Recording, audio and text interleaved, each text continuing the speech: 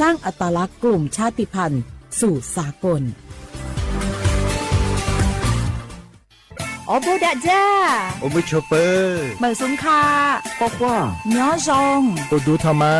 สถานีวิทยุภาษาชาติพันธุ์แห่งเดียวในประเทศไทยทันสมัยเชื่อถือได้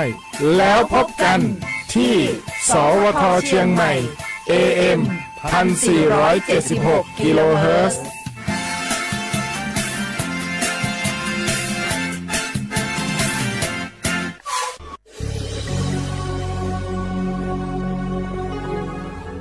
เกิดเป็นคนไทยเติบโตบนผืนแผ่นดินไทยจงภูมิใจในความเป็นไทยชาติไทยเรานั้นนับเป็นชาติที่มีความเป็นมาเก่าแก่ยาวนานเรามีภาษาวัฒนธรรมและมีสิ่งต่างๆที่เป็นเอกลักษณ์ให้เราได้ภาคภูมิใจในความเป็นคนไทย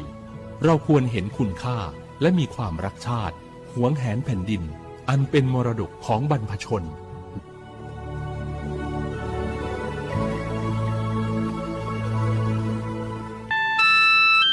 งาคือจังหวัดจีใหม่ออกข้อต่อคืออติออกคโลโฆษณาติผาคือกาเวลโก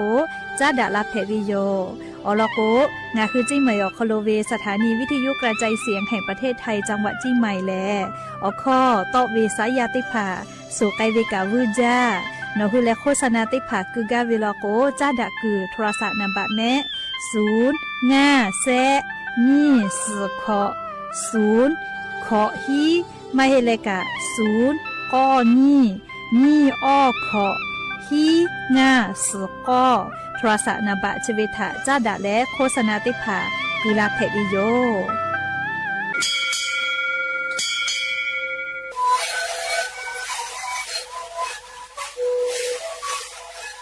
ชีวิตคือหนูคือยาแก้เชื้อดีออกข้าวชิลล์และหุบเข้ากับหัวออกทีตลอดที่หนูAM มาบาเต็งที่โอหาสุดที่กิโลเฮิรตซ์เล่นเล่นหลับเอาพ่อเอายาก็ช่วยหน่อยดูแลได้ชิ้นหน่อย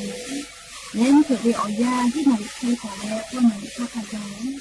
เล่นเล่นและหุบเข้าก็ช่วยดี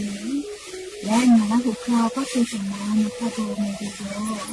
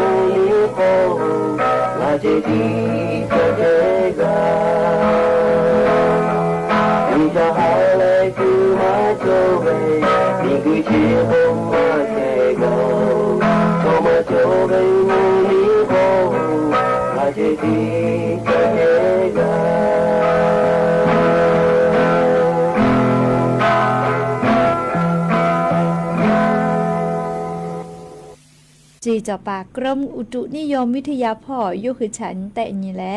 ซาตาติผากาลาตาวิแลงาคือไทยมีกอคอโลกาชดิสเวียยานี่ชื่อเซนตาเลนี่ชื่อขอนิเวียยาชอคอโลแลมุกูวิมุหอมุยิลูงาคือไทยมุมีอนาติตอพ่อติเลภาคอีสานพ่อกาลาตูออกค่ากอกูเฮเชียวจิแม่ลาวิทยาธรรมมุหอมุยิลูลาเลติกาติติแลวาสติภากะจีลาตุโยเจงาคือจาวะจีใหม่มากก็เรียงาคือแท้มีอนาติต่อพ่อจะได้คือแลมุยะดอลอจาอามาเตเลก็เรียอามีตุคือแลมุขอมุยอมาจิมือดูแอเตผ่าค่าฝุ่น PM 2.5 จะได้ผ่าออลึกไกมาจาแลลิซัมแปลาปานิวิโยแม่เลจะลาปะตอมุยเตปุลุลาลาโกเลมุขอซาติผ่าถามือบาไกจูดอลอวิโยเลค่ะเคโกทอกมุนอมาฮอโลเชตาวิมิกุโคโลเตกาเลกาเลมุงโกเวมุฮอมุยิลุเชติปืกาไกปิแมเลเตกาเลกามุยิคันแน่ไกปิเลกอเวอซาติพาทอกางาคือกะหะยูตุโยเลไม่หรอกว่าฮอชฮอมเวอซาทาหะยูมาตาเลเอก็มุยติปุลาลาโกฮอเวอซาติภากาจะเคลาเลกอเลเลงาคือนิมาคโลกากาลาตุโยให้แม่เลก็มุยติปุลุลาตุโยแต่ก็แล้วจีจอปากกรมอุตุนิยมวิทยาพ่อซาตาปิกาลาตาวิโยลาตุเวเปอร์เซกว่าลาโกกาลีนี่เชเปอร์เซตาเลออเชเปอร์เซเจมุกูเวมุฮามุยีรู้จะได้ดีแลลิงาคือแท้มุมีอนาติต่อพ่อตาลาตุโยเจเลฮาเลจาเลออคอเจกากากาจีไม่วิออคโลกาจะได้พอแลลาตัวโปงาคือกาดอลจาวิโยแม่แล้วก็ยันวิอยาเลงาคือไทมิกอคโลเลชปอปาโลกามุชาเชเลฮอจาวิโยแม่งาคือแท้มีอนาติต่อพ่อโลอย่างนี้ฮอวิอซาอัญญาเกกาก็มาตะลาลอยะญออชญิองศากาวิเจเลขแต่แล้วมุยีลอกกาติชเปอร์เซเคเจจอลอแม่เบื่อเลยภาคอีสานพ่อลีมุยินชเปอร์เซฮอวิอซาอชองศาตะกาวิลอไทยมีกอก็จะติต่อฮอวิอซาอชญิองศามุยีติชเปอร์เซมุยีต่อพ่อเลฮอวิอซาเซชกอมุยีเซชเปอร์เซจิแม่มุยีจอมารอเลขก็กุทิพ่อกะฮอวิอซาอชองศาเตเลมุยีติชเปอร์เซไทยมีกือละเจออาดามาติต่อพ่อมุยีติชเปอร์เซฮอวิอซาเซชองศาไทยมีกือละเจอเอาไทยพ่อมุยีนี่ชเปอร์เซจอรอเลขเตเลฮอวิอซากะเซชฮีองศาจิแม่เจเลเลยะนี่ชเตนี้อหาไปพริหาปานี้หิงาหาขอชกขอคอโลงาคือเมียวคอโลจุยจอปากรมอุตุนิยมวิทยาพ่อยุคือฉันแต่นี่แหละปีลาเกตาวิสาตาติภาเพวิยอมก็จ้าเลยกาเลียติหลอกก็ไกสาเลียยาสนาวิอยาไลกาอปุทกาฮาเลวิโยเลียลอกยาสนาวิอยาเลลินิเวตยาธางาคือไทมิกอคโลไลพอทกานามาผู้ยอลาวิทาปาโตงาคือมียาติภากะฮาเลจาวิโยเลียนิเวียาคโลนามานาเลียส้มทีละเป้างานนาริทาตาวิโยนามาดีเซลเจย่อยาลาวิแม่เลียนามาดีเซลติลิเวเลเตบะนิชซาตาก็ย่อยาลาวิโยเฮกว่านิเวตยาทาเลียยะนี้งาคื ไทยมีกอคโลลีมือขอพอนะมาอบฟุติพานะเลยันยูเวยันสเตญอคโลเลนามาดีเซลบี20แลเลเตบะนี่ชสาตาก็ย่อยาลาปุขอเนาะลียันยูเวลยาเซชอบะชสาตาคโลเชียวิเจเลเคก็นามาดีเซลเลดีเซลเลออชเตบะชสาตาเจเลเคเตเลอนามาเกสโซฮออี85เลเซชเตบะเซชก็สาตาชเตผาแล้วก็มาย่อยาไอแม่เลมากะมาตาเลมากะมาใหญ่แกสฮออี20เลเซชอบะเซชงาบะออชงาสาตา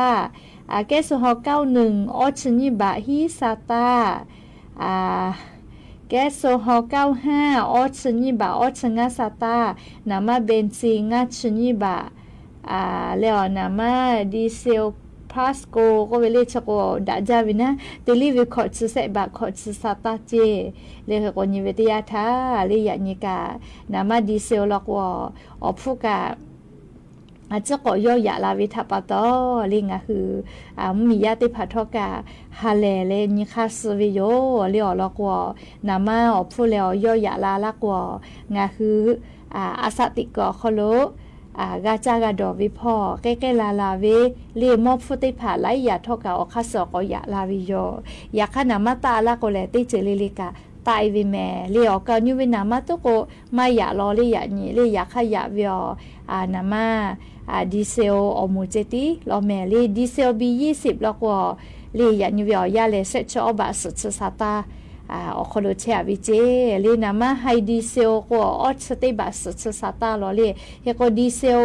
พลัสแล้วก็ขอชอบะติดสาตานาลีชอย่อยาปุขเนาะ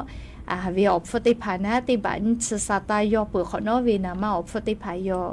ยาลาเวโกลาวิเลตาอีเวียเกดาติโยเลขก็งาคือมีอคโลกาปุลาธารัฐบาลคกัวเวคาส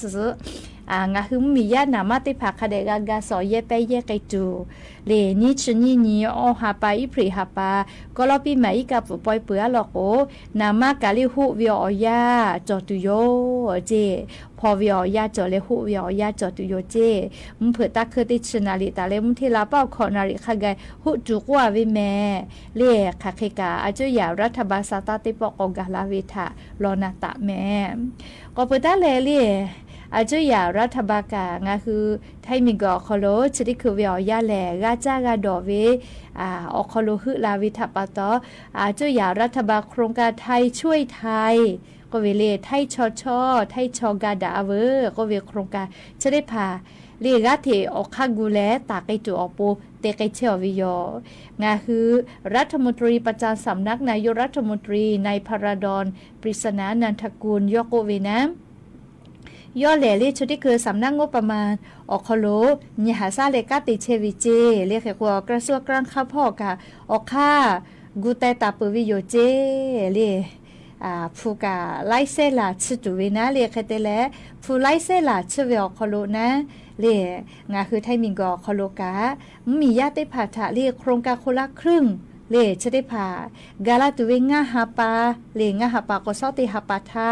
ตาเกกาตัวโปออกข้ากูตาวิจิแม่โครงการคนละครึ่งเลแค่กว่าโครงการคนละครึ่งจะได้พาเตไกจูเวผู้ได้พาแลจอตุโยเจจะได้คือเลนายกรัฐมนตรีแล้วอาจุยารัฐบาลกาติปฏิภากากาติจีดาแล้วออกข้ากูเชวิจิแม่แค่กว่าโครงการคนละครึ่ง plus เลนิฟติฟอคโลจะขอเป้างาฮาปาวิอยาชอคโลตากาตูอโปเลฟูงปามากาจาแต่และเลงาคือมีอคโลมียาติภากากาจากาดอวิอคโลหูยีกาไกตัวโปนะกาดากาไกตัวโปเรียกโครงการคนละครึ่งจะได้พาอเจ้ายาจะได้คือคโลเตเลมมียาถากาปิวิลโกกาจากาดอวิพอลายเยกากาปิกาตุโยจะรับปะตอเรียจะได้คือวิอยา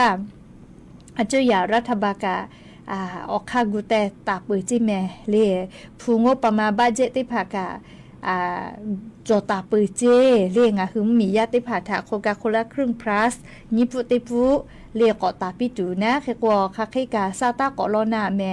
กาลาตูเวงาฮาปาเล่คาติญคาติยาวเนียวฮะอาจุยารัฐบาลมาติลาหิแม่ เรียกว่าโครงการเฉวียเขาโลโครงการคนละครึ่งplus ลีจะได้ผายแยกไกตัวเวคาเปงบประมาณบัดเจ20,000 ลาแต่ตาวิเจเล20,000 ลาวิอเขาโลเลปุระทาวิอยากามียาติผาไล่กากาดจอเลนคัสจาโลจิแม่เรียกโครงการคนละครึ่งจะได้ผ่าทอกะแค่ก็ก็กาลาตุเวงาฮาปาวิอยาเลงาคือไทยมีก็เขาล้มมียาติชลากาถาปีกาตัวอโปดอลตาวิเจเรียกแค่ก็โฟกัสไป20,000 ลานะเรียโครงการไทยช่วยไทยคนละครึ่งเสวียกาเปียไกตัวเวเตไกตูผู้งบประมาณเรียผู้ดีได้ผ่าบัดเจ็ตได้ผ่ากาจอตาเปเจแต่ก็แลเรียงคือรัฐมนตรีกระทรวงการคลังพอกาติปาได้ผ่าทอกาอลอซาตาได้ผ่าจะให้ปีกาลาปุเวโยเรียกก็งาคือไทยมิงกอคอโลกากาลาตุเวซอติฮาปาเลียงาฮาปาเวียยาโลโกงาคือเมียวโคโลกาเรียกโครงการคนละครึ่งจะได้ผ่ากาตาแยกไกตัวโปนะเรียกคักให้กาอาจุยารัฐบาลเนียวฮัตติลาตาเวซาตาติผ่ากาลาวิทยาทาก็อยู่เวลาเลยอวิอเนียละหุยาติผ่าทาทุลักไกตุโยลิจกาอาจุยารัฐบาลงาคือมียาทากาลาไกตุเวออกข้ากุตาเวนาเรียกโครงการคนละครึ่งลาตุเวนาเรียจะได้คือผู้งบประมาณติผ่าจอเปเจแต่ก็แรงงาคือละหุยาทาซาตาติผ่าอยู่เวลาเลยจะไขปีลาวิโยก็ปุตตะเลเรียอะโลปุระตาวิอยาวคโลกาซาตากาเรียออเตเวกาตะมาเลมาฮิฮิเวซาตากาตะมาเวเรียวิอเนี่ยละหุยาติเผาชนิดคือเรียสื่อแพลตฟอร์มโซเชียลมีเดียพอมาฮิฮิเวซาตาเพตะเวเลงาคือไทยมีกอคโลอาจุยารัฐบาลเรียภาษีติพาอยู่ตาก็วิเจติ10%ว่ากูวิจิลีภาษีเลยอลอซาตาจะได้ผ่านเลยอปอเจเลยอาจุยารัฐบาลภาษีมาตาจิแม่เลยค่ะใครจะเลี้ยงมียาถากาปิกาตัวอคาติกูเชวิจิแม่เฮก็ภาษีติ10%ว่าตาตัวก็วิจเลยเลยซาตาอปอเพวิเจเลยซาตาอปอเพวิเจอแต่วิมาฮิจิแม่เลยเฮก็งาคือละหุยาติผ่านทอกาซาตาพอหาอยู่เวอคโลกากาลือหาอยู่เวลาแม่เลชเบติจูเวอเจ้ายาวคโลมาฮิฮิเวซาตาติผาเพตะวิกามาจาวิทะปะตอลิงะคือซาตาหาอยู่เวอคโลกาสติกากาจอวิแม่เรียกว่างะคือไทมิงกอคโลภาษีติ10%มาวอหิเจเรียกว่าอปีเข้านาเรีย10%อคโลเชียวินาลีภาษีติผาเรียกว่าเฉลซาตาออแต่เวเรียกว่าเวียเนี่ยละหุยาติผาทอกาซาตาพอหาอยู่เวอคโลกาออแต่เวลามาเฮเลมาฮิฮิเวลาเลจะเคติผาลาเกือซาตาอเตียวตาติผากากาชนีแต่นี่แหละเลกาดอนนีปื้อวิโยแต่ก็แล้วเวอเนี่ยลาหุยาติผาทาเลอลอซาตาจะได้ผากาอยู่เวลาและจะเคชลากาลาวิโยแม่หาเวอเนี่ยลาหุยาติผาตีจ้ามือจ้าเชเวงะหึมมียาเกษตรกรหมดติผาจบป้าซาตาจะนาหิแม่เลชดิคือก็ตูเวเลโรคไข้ดินโควิดเจเลจีอีกะเมอูคอโลจอเวอานาอปุมาติยาเจกุมาเลอานาจะได้พาแลแพทย์วิทยาท่าฮอนาชนาจเวเลนิมากาปุกิซาชเวเตเลเลอตัวกาลิอสูตอเบเวซัชตอเวคลิติตอเบวิเจเรียกว่าอานาเชเลเชื้อแบคทีเรียติยาจิแมจิและเลอีกะขอเมอูขอจอวิเจค่ะให้พ่อติแป้นดาลูลาเลก็ขอเรียกสาวสาพ่อแป้นดาลูลาเลมาดาเกวิกะดอเวจาเวทัปตอแป้ลาวิเจเรียกว่าอานาจะได้พากาฟาตาจอเวอาชูเลก็ขอเลมือจ้าวาจาเชเวเกษตรกรเลติมีเฮติจาเชเวชอติพาลิชมิชคูว่าจะมีติผาติเชวิชอลีจิขอกานะคือจิขอกากาติวิทัปตอลิคุณอยู่บอกมาโกลีละดอจะแกติผาคาเดจุเจหรือเลยกาลีบาว่าอานาทารัสซิเมียอานาลีออลัสอานาเพียวิชอติผาลโกซาลือเลยกาคาเดกาฟาวิจิแม่เลียโรคไข้ดินไม่กาโรคมิลิออยโดซิสโกวิเจเรียกคนยิวิทยาทั้งคือไทยมิงกอคโลกาจะขอเป้าเตฮาปาจานาวริฮาปาเตเวลาเลติชุขอนี้ อ๋อหาไปปรีหาปาวิอยาชอคโลนาวิชอคาเปสหาเลเซชนิกาเกาเจและลีอานาเชเพเลเซวิกานิชเซกาเกาเจลีชอยาวตุคโลเปลุลาบกาเวอานาเมลีเชื้อแบคทีเรียอีกะเลจิคอเตเลชอยาวสอสาพออีกะดอเวซาวอจิมคอซาวอกุเวทัปปะตอเปลุลากาเวจิเมลีโรคไข้ดินก็เวียจะโกซาเลโรคมิลิออยก็เวียก็หาจาเลอยากค่ะกะอานาออฟุมาออเมแต่ก็เควิจิยก็เชกาเชื้อแบคทีเรียติยาเพวิจิแม่เรียกก็สลาวิโลแม่เรียกว่าเนี่ยละหุยาติเผาตีมีขอเมอูกานะคือเราก็คุณอยู่บ่จะแก่เรียคุณอยู่บ่คาเดจื้อเรียอานาติผาฟาวิโอโคกาอิชุติผาไม่กะเรียอาตาดูเอติผามากานะทัดูออกปูนะเรียกก็คุณอยู่บ่ติผาคาเดจื้อแหละนักคือแม่เรียตีมีขอกาเฮก็งาคือตีมีแฮขอกาติเปือโกโกลาโกซาเปอิกาคาเดเซริกาคาเดเฮบาเรียกก็ให้เพื่อให้ขอโลงอ่ะคือจะจ้ากะใจวิมาโกลีให้เพื่อขอวิกะติผาดอวิชกะก็ตูจอเวเลียอันหนาวฟุมาลีโรเมริออยก็เวลีโรคไข้ดินก็เวเชให้เพื่อขอวิกะขอจะจอเวลาโกนี่คือดอกคือเวลาโกเลนี่คือตัวขอโลอันน่ะจะได้ผาแป้ลุลากาวิเจให้ก็ให้เพื่อขอวิกะคูดอวิกะตัววิติผาดอวิชกะเลียคาเดจ้าแม่เลดอจอลอเลียลอกนี่คือการดอวิกะตอคืออนาพอยกะคือปูอคอโลจิขอเรียอานาอปุมาจะได้ผ่าจอนามาจอนางาคือมาชีวิตปะต่อนะเรียลก็ฮักเก่าให้ผู้ขออีกะต่อเวติผาลอกกาเรียคาเดจ้าเมียเลดอเรียอปุมาจอเวตุโกนาลีจอยตุโกดาเวอยากข้าบูมันดาเลเรียอานาอปุมาจะได้ผ่าอีกะนี่คือให้ผู้ขออีกะคูดวาวิติผาคอรุจอเลกาดอจอยวิลโกนี่คืออตุกันนาเลสเวติแขอคลุกะกาลาวิโลแม่เรียกก็จะขอเป้ากะชอกะนิชเซกาโซกัวลาวิทัปตอเตกาเลเลกาเลสติตาเลฝาแม่แต่ก็แรงอะคืออวิเอาเนี่ยละหุยาติพัทาเลจีเลอีกะคอโลเปลาเวโรคไข้ดินก็เวอานาชริพัทาจาดาเวอลอติผักกะยูเวลาแรงอะคือละหุยาติพัทาโทมาลาวิโยเตกาเลลิกาฟาเวเลเลเพลาปุขโนหาซาเวอาเกดาตุโยเฮแต่งาจะเกดอวิโยเรียกก็เตกาเลลิกาซาตากากาปุวิทัปตอพอหาอยู่และเลอาชิยอตัวยอเยกาคาเดฟาเชแม่แต่ก็แล้วเวียวนี้ละหุยาติพัทาอลอซาตาติพาจะเกชิลากาลาวิโยหาเวียวเนี่ยละหุยาติพาโอชิดิคือแลจุยารัฐบาลกาเลพลังงาคาเดโซเยเปเยก็เวลีนามากะคาเดเปเยเจเรียกเคตเลงาคือเยคอกาโคโลเยเชเวียมีดาไฟฟ้ากะคาเดเปเยจิแม่เฮก็งาคือเยกาคอเลมีพ่อวิเมมอตุเวมีเดเกอเวมาเยจอวิลโกคาเดหุเจเรียงาคือมากาดาวิลโกเรียงาคือเยเชเวียมีไฟฟ้ามาก็นามาจะได้พาเลเยกปุยปุ้ยแม่เรียกแค่ก็งาคือเยกาคอมีดาไฟฟ้าเยตุเวออกคาติพากาเรียมีมากาจามาตุอโปเรียประหยัดไฟเบอร์5เรียลิแม่เนี่ยวิติภาคาเดนยูเจเรียโมเยคือมีไฟฟ้าถ่าจ้าเรียตุเวโมเยคือและเรียมีเด็กLED ติพายุปะเจจะได้พาเราก็มีมาจามาวิจิแม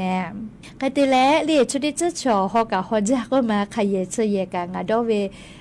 แอร์พอเรียพัดโลพอเคกวิโยเรียกว่าแอร์ชกาเรียมีจามาวิแม่เรียมีจามาวิโยเคกว่าแอร์ติผาพอกาเรียมีมากะปือมาจุอโปนะแอร์นะบัดนี้ชุขอนี่จะ2องศาพอเลพัดโลติเกกะพอเปียเจโอเคเตก็กอไว้แลแอร์ติผามาปือแอร์น่าเรียแอร์กอยก็เลยมีมาจาปือมาเจเรียก็เปื้อเลยงะคือโมยะคือติผาเรียมีจ้าจะเลยกะเยตุเวปลั๊กไฟติผาลอกกะเยปุขอนอกคาเดวบะเจทีวีพัดลมติผาเลเยปุขอนอกคาเดวบะเจตาจะคือค่าเจเลจะคือเวลมาหาเลติผาก็บอเวเลกะจะคือก็มาหัวบาเวโอเคเตวิชอมีลาเชวิจิแม่เลคือว่ามีไฟฟ้าละวจอวิติผากะเพลาวิโยและเลอีกะให้ตุเวเรียกฮอลแลนด์ที่ให้ตัวเครื่องทำน้ำอุ่นก็เวน่าเรียชวิตเรียมีไฟฟ้าจ้ามาจาวิมีด้าไฟฟ้าเย่ตัวออกค่ะนาบัตติติหมัวคอลุเชียวิจิแม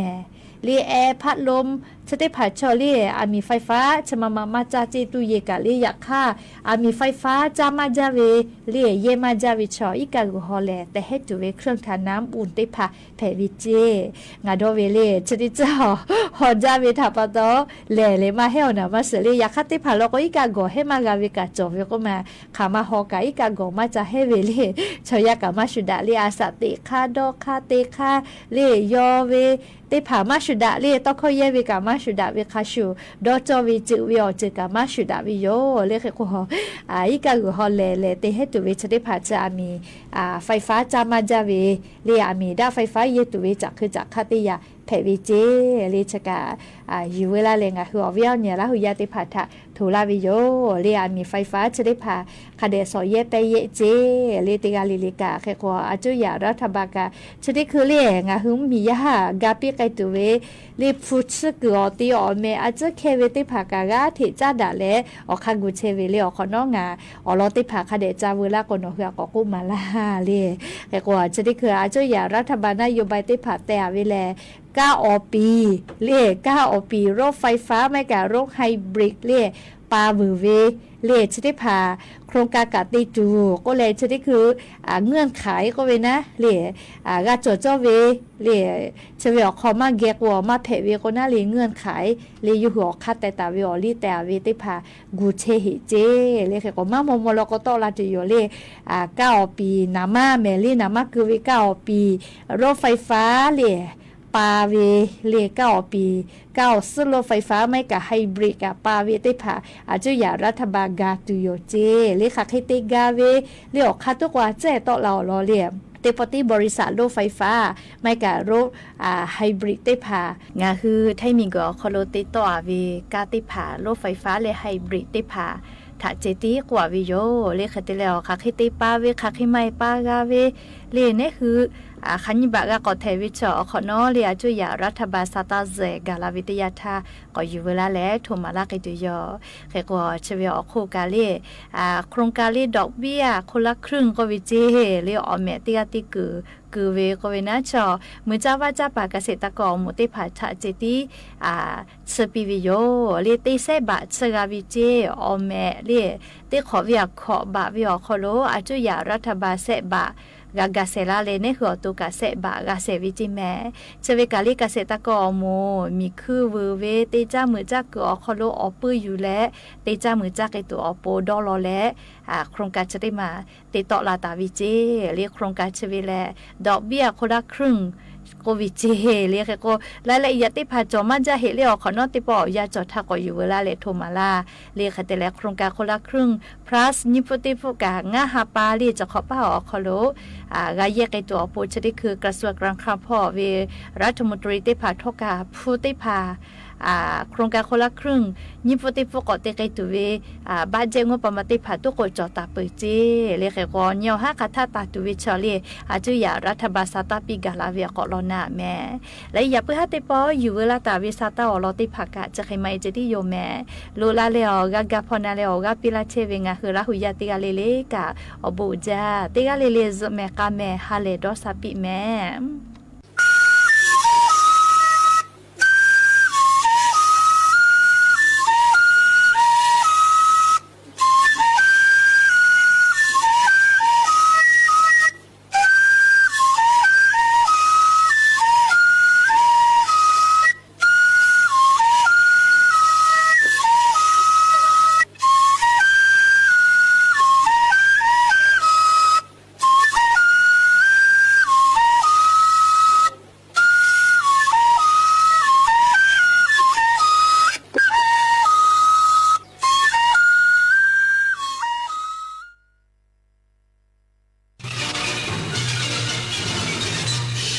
สถานีวิทยุกระจายเสียงแห่งประเทศไทยและเครือข่ายทั่วประเทศเสนอข่าวต้นชั่วโมง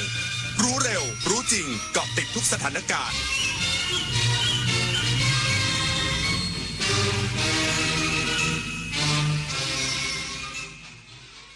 รับฟังข่าวต้นชั่วโมง 21 นาฬิกากับพิญโยรุ่งสมัยอธิบดีกรมการค้าภายในย้ำบริหารปาล์มน้ำมันอย่างสมดุลระบุมาตรการเพิ่มสัดส่วนไบโอดีเซลช่วยเพิ่มความต้องการใช้น้ำมันปาล์มอีกสักครู่กลับมาติดตามรายละเอียดครับ เฮ้ดื่มแล้วขับอาจถึงตายนะ ไม่เป็นไรหรอก กินไปนิดเดียวเอง แล้วถ้าเป็นล่ะ หนูกับแม่จะอยู่ยังไง ครับ คุณยังมีลูก เมียที่กำลังท้องอ่อนๆพ่อแม่และอีกหลายๆคนที่คุณจะเอาอนาคตของพวกเขา ไปกับคุณด้วย ดื่มแล้วขับไม่ได้ดับแค่คุณคนเดียว ยุคนี้ไม่ใช่แค่กลัวข่าวปลอม แต่ต้องกลัวข่าวที่ปลอมได้เหมือนจริงเกินไป วันนี้ AI สามารถสร้างภาพที่ไม่เคยมีสร้างวิดีโอที่สมจริงสมจัง แม้กระทั่งเลียนแบบเสียงของใครบางคน แล้วคุณล่ะจะแยกออกไหมว่าสิ่งที่ได้ยินคือเรื่องจริง หรือเรื่องที่ถูกสร้างขึ้น ลองหยุดคิดอีกครั้ง นี่คือข้อเท็จจริง หรือแค่สิ่งที่ดูเหมือนจริง ในวันที่ AI สร้างได้ทุกอย่าง สิ่งที่สำคัญที่สุดคือการที่เรายังคิดเป็น เมื่ออายุมากขึ้น ร่างกายก็เริ่มเปลี่ยนแปลง บ้านที่เคยอยู่มานานอาจกลายเป็นจุดอันตรายโดยไม่รู้ตัว มาปรับบ้านให้ปลอดภัยสำหรับผู้สูงวัยกันเถอะค่ะ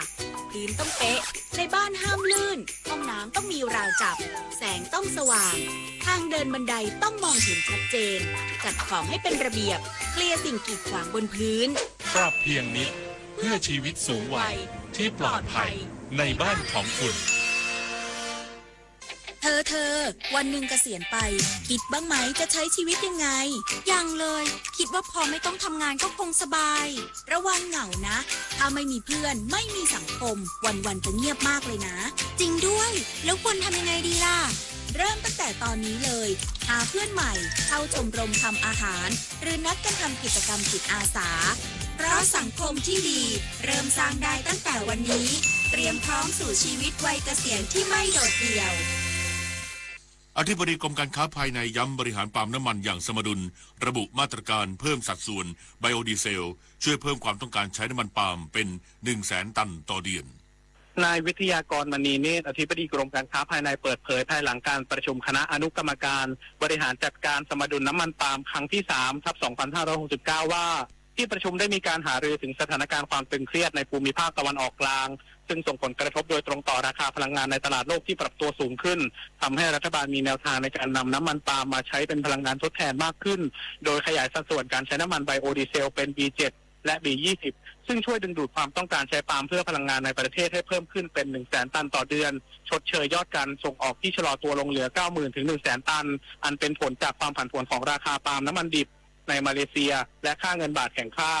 ส่วนราคาขายปลีกน้ำมันปาล์มขวดขนาด1ลิตรพบว่ามีผู้ผลิตน้ำมันปาล์มบรรจุขวดขออนุญาตปรับขึ้นราคาแล้ว 1-2 รายโดยปรับขึ้นขวดละ 1-2 บาททั้งนี้เพื่อรองรับผลผลิตที่จะออกสู่ตลาดสูงสุดในเดือนพฤษภาคมนี้กว่า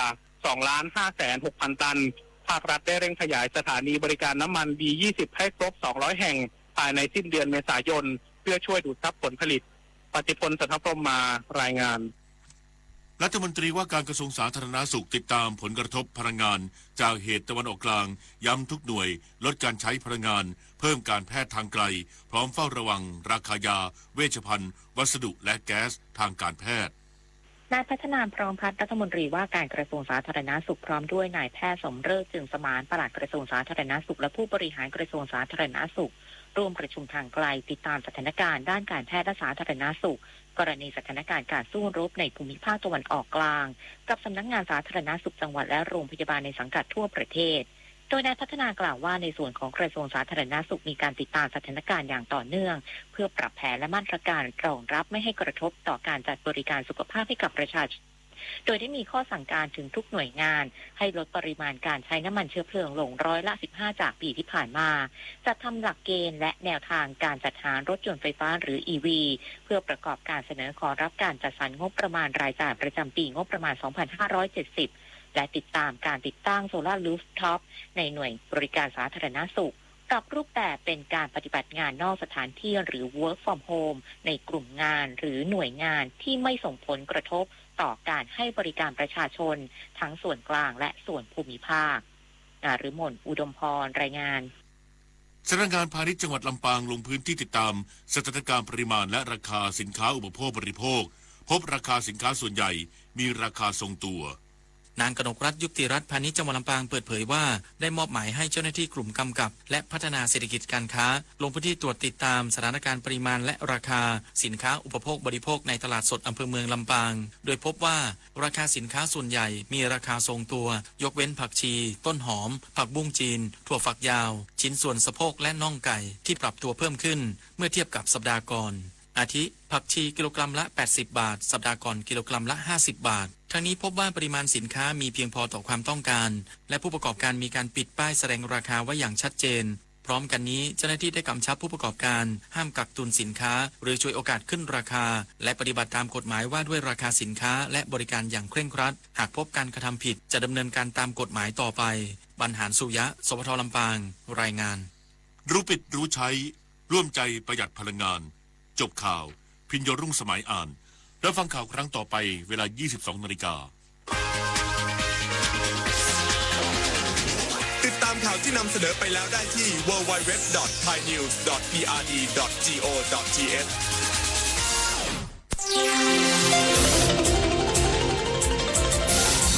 วิทยุแห่งประเทศไทย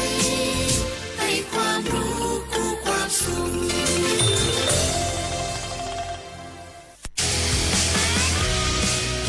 สถานีวิทยุกระจายเสียงแห่งประเทศไทยจังหวัดเชียงใหม่ FM 93.25 เมกะเฮิรตซ์ผู้นำด้านข่าวสารในจังหวัดเชียงใหม่โดยเน้นการมีส่วนร่วมของภาครัฐภาคเอกชนและเครือข่ายภาคประชาชนในพื้นที่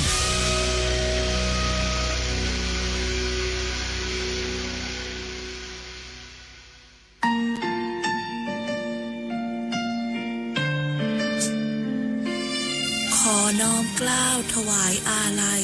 สมเด็จพระพันปี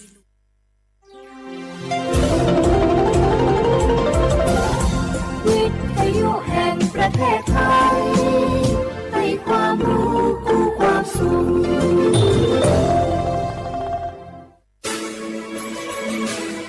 สถานีวิทยุกระจายเสียงแห่งประเทศไทยจังหวัดเชียงใหม่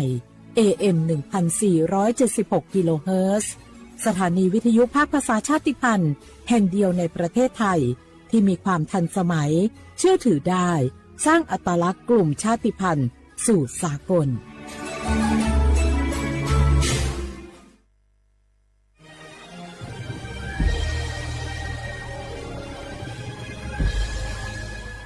เกิดเป็นคนไทยเติบโตบนผืนแผ่นดินไทยจงภูมิใจในความเป็นไทยชาติไทยเรานั้นนับเป็นชาติที่มีความเป็นมาเก่าแก่ยาวนานเรามีภาษาวัฒนธรรมและมีสิ่งต่างๆที่เป็นเอกลักษณ์ให้เราได้ภาคภูมิใจในความเป็นคนไทยเราควรเห็นคุณค่าและมีความรักชาติหวงแหนแผ่นดินอันเป็นมรดกของบรรพชนร่วมภาคภูมิใจในความเป็นไทย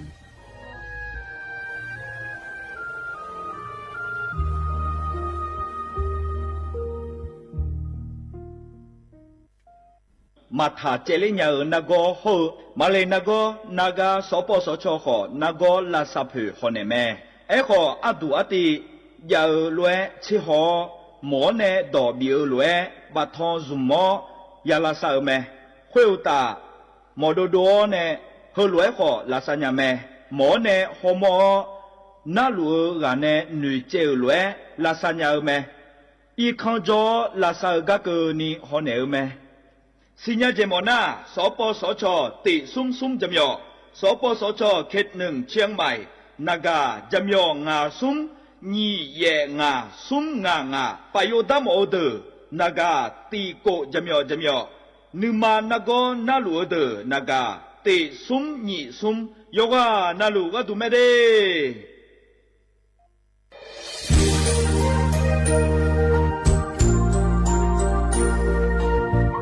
ไอเยี่ยวที่ฟอลโล่กวนในทีมเชียงใหม่และขั้วเธออุฮาเลกะกอบัชนีจากะกอ PM 2.5 กะกอฮอลูดามาเดไอเยี่นี้มีจาโดโมนะทกศูนย์อเมริกันและแก้ไขปัญหาไฟป่าหมอกควันและฝุ่นละอองจังหวัดเชียงใหม่ละเพื่อนากาซาโบจำยองาซุมตีนีเย่จำยอเยียงจางเลยยังไม่เด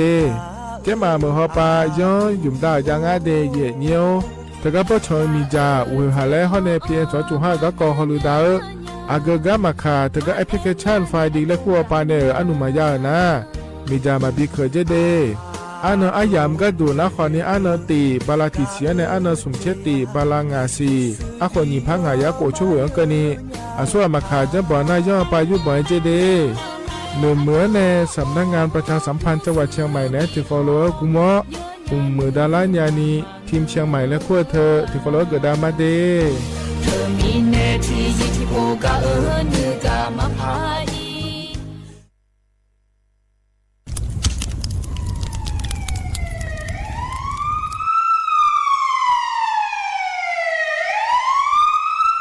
สิงามาโล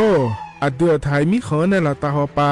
มีจายโคนาลูเปื้อบ่ชอนที่ยับยุ่มแลก็แงกวยเชบยุ่มกันนี้มีอันนี้นะชอหาในอาหุมโปยามุงเหลาอย่าเผลอเผลอในอดัวบอเขือในโอเยหุมามีจาเขือมีในอูเฮฮาและ PM 2.5 เธออัดเดือชอหายายีที่โคยุ่มเลงาเจเด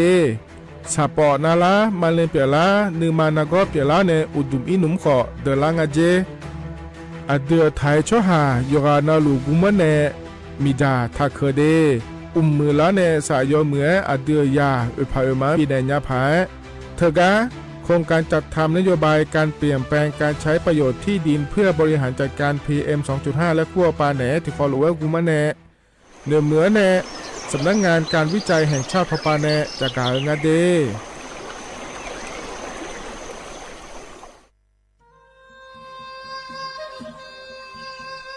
ยาโปนาลูเฮตาฮอดาเงอูเฮฮาเล PM 2.5 เฮมีดาลางาเลสีลางาอาดูมาเนจังเงดเจอปะปะกวางเงเจมีจาเคมีเนเฮดดตอลูชัวยามอดดลาเนมัวฟาเนียมามึงาเดเมียนพีลาขบยานาลาฮอเนสากอพปานากอขวานีเปลายังา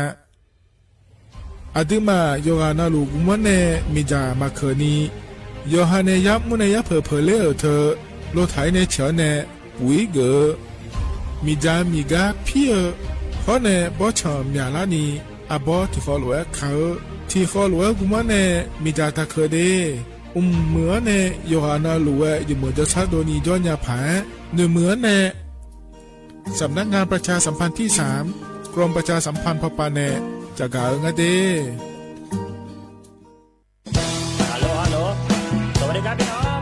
อายุอันนี้เดือขยาว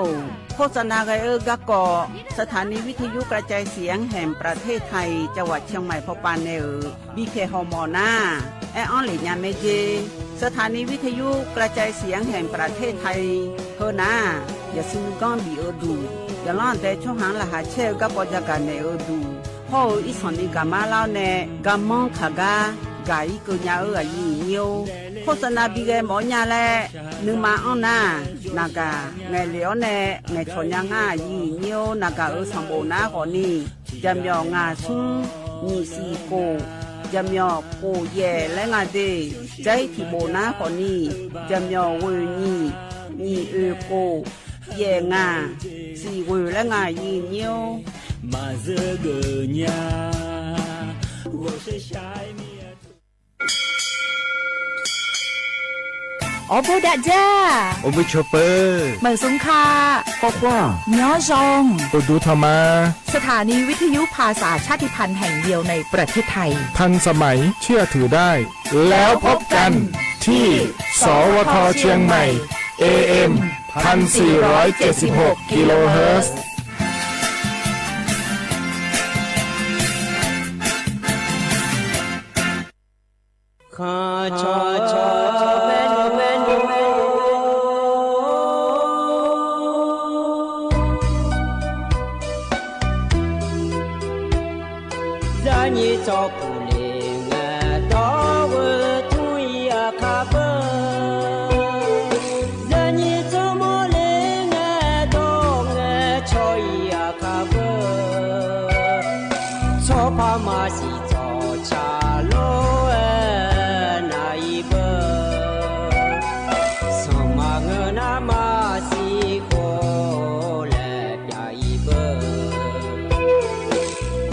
Masila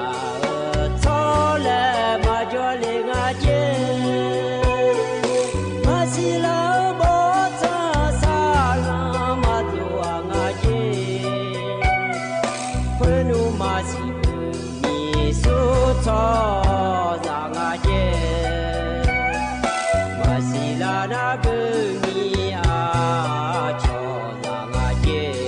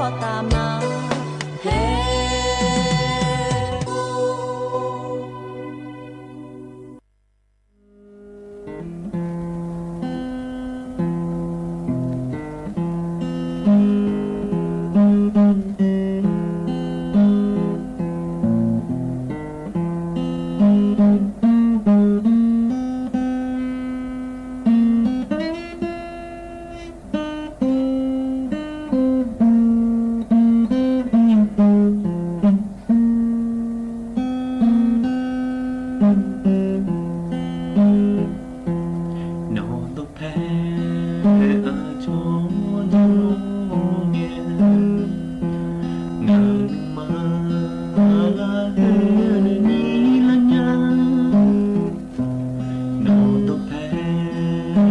cho kênh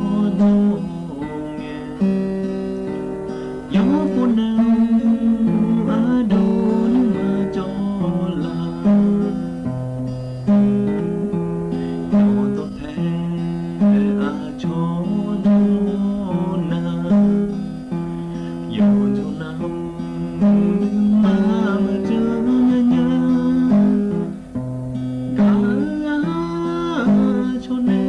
Mì Gõ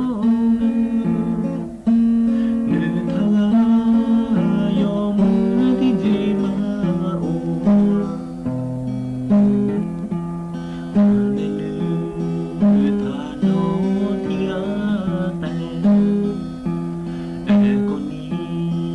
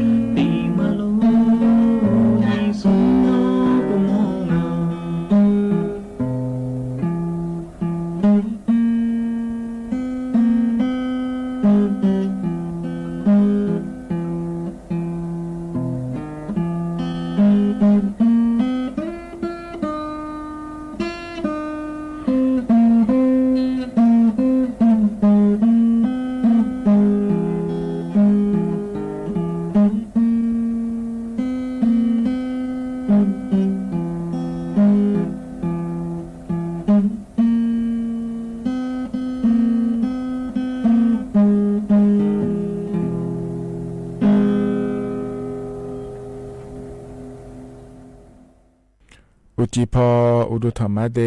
อเยนิโยกานาลูเนเยเนียวนิมจีนาขอเนี่ยดอนเจอยินดังนเกลาแม่เยเนียววันอังคารงานงานในเยนี้เธอมิเนล้อเลยเยนี้นิมจีนาขอเนี่ยงานแหนอายโยเชมือนในที่ขอเราจะดามาเดอุจิยามละค่อยนะขอเนี่ยนาลีเวลาเนนาลีเชหลังเกนี่ล้อเลยเยนี้เธอมิเนล้ออินาจอนเจอยินดังนฉลาหรือว่าจะดามาเยเนียวไอ้คนในอินางามาโดล้อคนนาไทยเย็นเนี่ยล้อเธองานเยอะอาลีล้อกางานเนี่ยจนละที่จอบยันนี่ล้อจะมาวันละคุยบิวเนี่ยบิจอเลยล้ออายอีกข้างได้เลยอายามชาลาแล้วอย่างเงี้ยเธอไม่เนี่ยอินางามาโดคนนาไทยเนี่ยอายสกัดสกุลฮาเลยล้อพี่บอจกับบิวเลยเนี่ยสบจอพออายามาเกล้าไม่น่าพี่เนี่ยบอเนี่ยที่เห็นว่าบิจอได้เลยมาเย็นเนี่ยล้อเธอมิเนเดอินนากวนานาถามิเนลอยเนี่ยอายาจอนฐานในปิจาเลเดและฮกาอันดับเงทนจุลาเงเนเอเนธามาเยเนี่ยไอขอเนี่ยเยเนี่ยล้อยจอนาลูชันเทเนนะฮาลาโลเอนะฮะยาเมเดเยเนี่ยเดเตรัฐบาลก็กอมาลอเนี่ยก็ต้องช่วยก็กอมาฮอนเนดอใช้บิบลแล้วก็ฮกาเนี่ยเยเนี่ยพอในบินะฮาดามาเดเยเนี่ยเดมาข้อปานในขอนี้นะฮะญาล้อเฟซบุ๊กปานในขอนี้นะฮะยาเมเดเยเนี่ยเดแต่ที่ขอเราจะดามาเยเนี่ยเราเฮกันเนี่ยนะไอ้เยเนี่ยอันนั้นจะมาจากการดันมาเดเยเนี่ยเดนิมจีเฮกาเยเนี่ยนะทอนจัวล้ออเดืออาคาอันนั้นนะเยเนี่ยอินนะขอนี้โยที่นั่นฉลางาเดเยเนี่ยบลาสีนะขอเนี่ย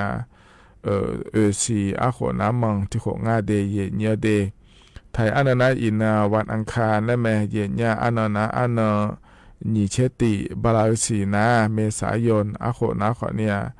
นีพางายาโกเชเวเดเยเนี่ยเดเฮนาโคโตลาโตล้อเยนี่เนี่ยทอนเจนิมจีอายามละคุยเดเยเนี่ยเดเฮกันเนี่ยนะงานก็กอเลมถามมายจักาได้มีนายล้อดอชาติบิมเลพานะหาดามาเดเยเนี่ยเด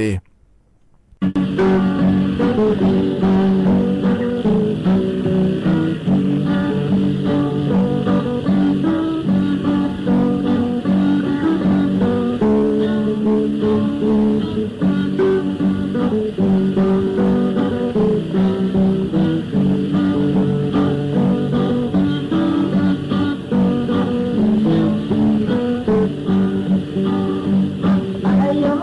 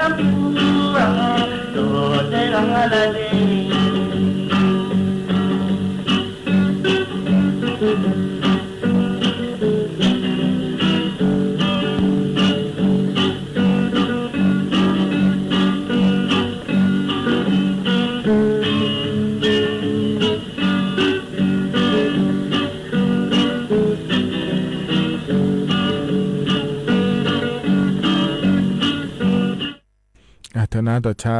รอเยเนียพอเนี่ยบินาหาดาเดยานาหาเบียวดูเยเนี่ยรอก็จะนอปาลาเนี่ยนะหาล่าจวานารู้อุดุธรรมเดรอก็ปานเนี่ยนะหาลัวขอนี้รอมาข้อปานเนี่ยมาเฟบัวปานเนี่ยมารอเลยเยนี้นิ่มเจียงานแหนอายุเชมือเนี่ยที่ขอลัวจดามาเยเนียวก็เนี่ยนะก็แหลมถ่าจะกะกะแต่เนี่ยมาเยเนี่ยรอเธอก็กรมการขนส่งทางบกและคุ้งอาเทเยเนี่ยล้อลอยอยู่มันก็จะอยู่มาปาฮอลดาเดเยเนี่ยเดแต่ก็อยู่มาในจากการโดยเหลือนะอินุมรัฐบาลปาเยเนี่ยรอเธอก็นำมาเผยละอยามละเพื่อชาวบ้านเหนือยอมยาเจยอมยาก่อและยาแม่เนเยนี้เจลังเงนะขอเนี่ยเยนี้ชดเชยบาดยาเดือล้อบัตรสวัสดิการแห่งรัฐและคุ้งเธอยาเดือนะขอเนี่ยบาลาเอเชียก็ดูที่ยาบาบิลอนเนเมเดเยเนี่ยเดที่อานาฮิบาอันนั้นติงอันนั้นยุ่มเยี่ยมิเนฮะสดามาอันละงาเลแล้วเราเยเนี่ยเจลังเงเรารัฐบาลปาอันนั้นเชติเงินนั้นบ่จ้าเนี่ยอันนั้นเชซุ่มเงินนั้นเนี่ยดอนเนี่ยละแม่เยเนี่ยเราถึงก็ชดเชยบาดยาเดือนะเธอมิเนที่ยาบาก็ดูบิลอนเนี่ยละเธอนะคนนี้เจลังเงยุ่มเจอเดบาลาเอเชียยุ่มเจอเดนะอายมาอายามบินเนี่ยสิเดเยเนี่ยเดฮิบาอันนั้นเชนี่บาลางาเสียงกันเนี่ยล้อบิยุมยามเยเนี่ยเทมินเนี่ยล้อเจลังเงยุมเจเดนะเจมังงาล้อไอ้ขอเนี่ยมาอยู่มาเดนะขอเนี่ยให้สมญาบาลาเอเชียก็ดูยาวเนี่ยที่ยาบาและพยาหลังอาเดนะเอเชียยุมเจเดนะขอเนี่ยงาเสียงเธอยุมอีไงพวกไงยามละคนที่ยาบาและยุมหลังยามเดเยเนี่ยเดเพื่อเจลังเงชอบาล้อในยุมเธอก็กรมการขนส่งทางบกและงานในจากเกินเนี่ยเธอล้อลงอยู่ก็จะอยู่มาป่าฮอลดาเธอก็เธอพอรอชาวบ้านเราในงานเย็นเนี่ยรอช้อรอมอเตอร์ไซค์รับจ้างและคุ้งเราในเย็นนี้เดือเนี่ยช่วงหาทอหามารอเย็นเนี่ยโลช้อรถโดยสารสาธารณะและคุ้งเราในเย็นนี้โลผู้มาช้อทอหามาเย็นเนี่ยเขาในเธอแต่มาเงือเดมีอผู้มาทอหาขอนิ่งเงือแม่เย็นเนี่ยรอนำมายาอยู่มาเดอและงานในเย็นนี้แล้วก็เดอนำมาเพดาล่ามิเนะรอเย็นเนี่ยรัฐบาลปาเย็นเนี่ยเธอก็จะพอกับมัวเดอชาวบ้านเนี่ยก็ดูเดแล้วจนโนหลังจังอ่ะเย็นเนี่ยแล้วเดเย็นเนี่ยเดเธอมิเนะเย็นเนี่ยเราก็รับจ้างหุ่นบางงอมช่วหาทอหาเจมารอเย็นเนี่ยอินุมอุลุนะเธอก็รัฐบาลทำชาวบ้านเนี่ยเธอก็จะหัวรอสัญญาไม่ได้เย็นเนี่ยเดอายุเราอยากจ้างก็ดูงาอากุงานนั้นก็นี่งาแล้วนะเราเนี่ยอันนั้นอายามเราคุยจะไม่เนี่ยเนี่ยเฮก็อันนั้นเป็นเงินนะเราเนี่ยอันนั้นช่วยเจริญเงินนะมึงนะช่วยมาบิดอันเดและถ้าละเนี่ยขอนี่อินุมอายามพับบิลองเนี่ยงาเดเนี่ยเดที่มีเนี่ยอายามบินลองก็ดูนะขอเนี่ยอันนั้นนี่เชื่อบาลาเสียงก็เนี่ยอายามบินมาเจเดเนี่ยเดนั่นเถอะก็เราอาจจะรู้ว่าชมเนี่ยอาจจะปาดอนยาก็ดูงั้นเลยแล้วนะขอเนี่ยเราเนี่ยเถอะก็ออนไลน์เขาปาในขอในดอนเนี่ยไม่เจเนี่ยเราเถอะก็เนี่ยกรมการขนส่งทางบกแล้วก็พอปาเราเว็บไซต์อินเทอร์เน็ตแล้วก็เลยอ้อเนี่ยเราเลยนี้ชมเนี่ยเถอะก็จะพอในขอในดอนเลยเนี่ยเรางั้นขอในเรื่องเข้ามาเราโลเคอร์นะโลเคอร์จ้าก็ดูเดแล้วอ้องานเราคุยเอาปาเราช่วหาทหารนะช่วหาทหารก็ดูเดแล้วเราอยากทหารนะอยากทหารก็ดูเดแล้วบิดอนจังอ่ะรอเย็นเนี่ยเธอจ้องเฮเดนะมาดอนยาเดเย็นเนี่ยเย็นนะรู้เนี่ยปาจ้องชาจีเนี่ยรู้เดิมมันเงินนะเทียนนะลูกค้าจ้าขอเนี่ยให้ชมยังมาดอนเนี่ยเรามีช่วยแต่ยังหลานเนี่ยลูกค้าจ้าก็ลูกหัวเรามาเกินยังอ่ะเทียนเนี่ยรอเย็นนะรู้เนี่ยปาจ้องชาจีเนี่ยเราชอบหาทหารจ้องโดเลยชอบรถสาธารณะเลยคุ้งอ่ะเราอยากทหารคนนี้อยากทหารก็ดูเดแล้วยังไปเย็นนะรู้เนี่ยชาเนี่ยนะเราอยากทหารเธอเย็นเนี่ยเราอายุมาช่วยเชียนยาจ่าเย็นเนี่ยเราแบบคิดแต่ละเนี่ยชโลมาด้วยมันอยากทหารแบบลูกค้าเจ้ามาทหารเธอขอนี้เราอย่างเดียวเธอมีแน่ละงานในหรือว่าเราออนไลน์ไปเลยเนี่ยขอเนี่ยจ้าเนี่ยขอเนี่ยยอดสายเนี่ยเลยเยอะๆจ้ามาเฉลี่ยแล้วเราอย่างเดียวนะขอเนี่ยยอดดอกนะเราอย่างนี้เธอก็เราอย่างเดียว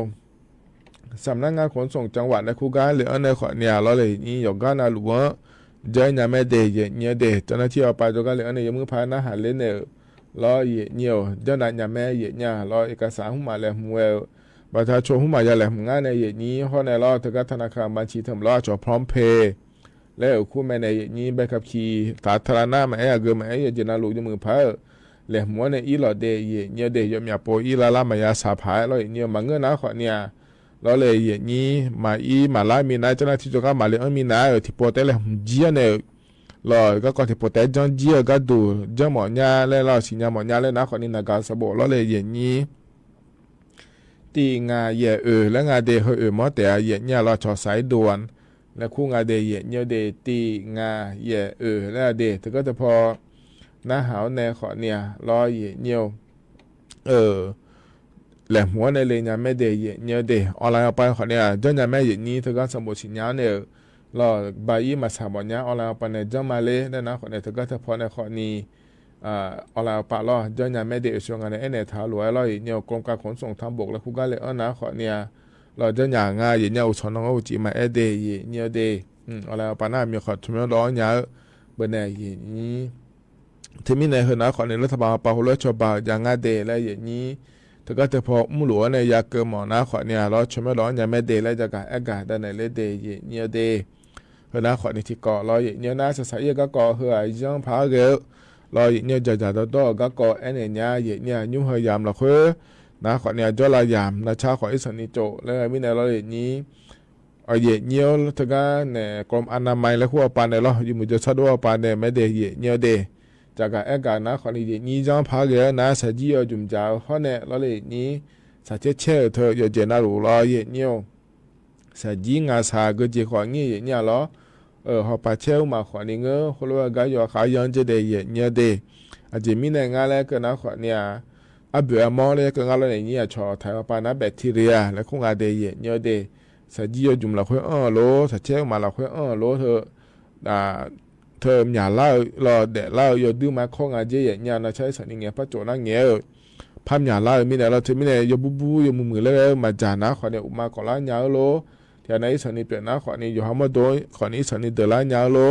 แล้วเรียนยังอาเจเนี่ยเธอมีแต่เราอยู่จุ่มจาก็แม่สัจเชื่อก็แม่เราอยู่ขายยันจะเดเนี่ยเดเธอเนี่ยอยู่มือพาจังจะเอาเนี่ยเหมือนน่าถ้าจะเดแล้วงานเธอเนี่ยน่าเราจังจะที่เดจะเดเราอยู่มีนี่มาเบียดเจฐานีแล้วเราเนี่ยน่าเบียดสาวมาขอนี้อย่างนี้มองงานในอย่างนี้มาจะเจนะขอเนี่ยเราเบียดสาวมาบีดอเลกาเราอยู่มือพาเราเธอจิมฐานในบิดาเดแล้วธุรกิจงานเธอเนี่ยเดน่าเราอย่างนี้เถียน่าจะต่อเนี่ยเราเลยอย่างนี้อุมาอิสนินาลาเนี่ยเลยอุมาเกาะเนี่ยเลยอุเปอิสนิเปเนี่ยเลยแล้วเราเนี่ยนะขอเนี่ยเราอยู่หามากาเลเมียเลยพายเนี่ยเลยแล้วนะขอเนี่ยข้อมาหมอจะก็เนี่ยละสาเลจะเดเนี่ยเดง่ายจะมีปุ่นเนี่ยมาลอยเนี่ยดูเถียน่าหัวเนี่ยอาจจะกำลังขากาจ้อนะขอเนี่ยอยู่หาขอยสาเลนะขอเนี่ยนากาสบอยู่มือพายเนื้อฐานเนี่ยจนเราอยู่ยาถิ่มนะขอเนี่ย1669เราเนี่ยตีโกแล้วก็มือมือพาเนื้อฐานเนี่ยเราเกิดเจก็ก่อนอยู่มือจะซ่าก็ดูเราเปลี่ยนล่านะขอเนี่ยหมอปะเรานากามึงเนี่ยช้อนเนี่ย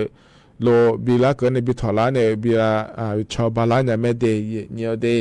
เห็นนะขอเนี่ยก็เนี่ยจะการอากาศได้นะในบิสิบิกาเดเนี่ยฮะกันเอาในตัวชาติบิมแล้วพนักหาดามาอยู่บุตรในชาตัวช่างอเดที่ขอร้อยนะฮะเบียดามา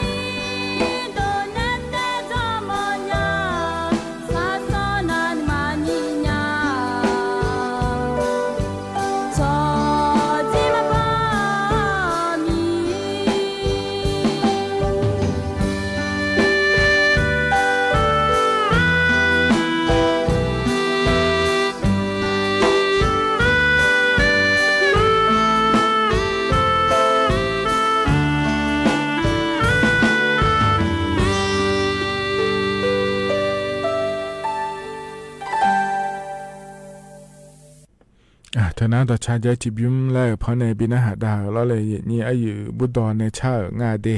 ยานาหาเบียวดูโยหานาลัวล้อเยเนียวเฮก็จะนอนปาล้อในนาหาเล่าโยหานาลัวอุตุธรรมะเดเยเนียวเดมาข้อปานในนาหาแม่เฟบัวปานในนาหาแม่ล้อมเจียล้อจนเจออยู่นงนชาลาลัวล้องานแน่อายุเชื่อเหมือนในที่ขอลัวจดามาเดเฮก็ในหน้าล้องมาดูมาจนไอ้ยาจันถ่ายมีแน่แล้วเนียวนี่ไปเบียวเลยนาหาดาผาบริหารเนยอมือแล้วก็เงี้ยอังถ่ายรอมีดาหาดาเดยเดที่ขอร้อยนาหาดามา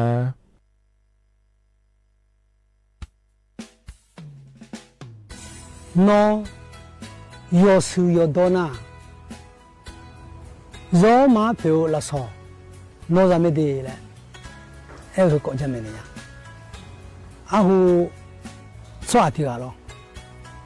ยกขาเดี๋ยวจะเนี่ยบริษัทยาถาวเนี่ยชูยาลาอยู่จีน่ายาลาถาวเนี่ยคนน่ะอายุเนี่ยชูราคาหรอหัวชูเนี่ยอายุเธอคนนี้พอละชัวร์ถ้าอายุสักหัวละเนี่ยโมเลมีอะไรเหนื่อยแล้วอายุก็จะคุยจ้าหรอที่ว่าบิดทอดมาแล้วนี่ดูแล้วอายุอายุว่าแค่เดือนอยู่กันนั่นลูกคู่เนี่ยหรอจักกันเนี่ย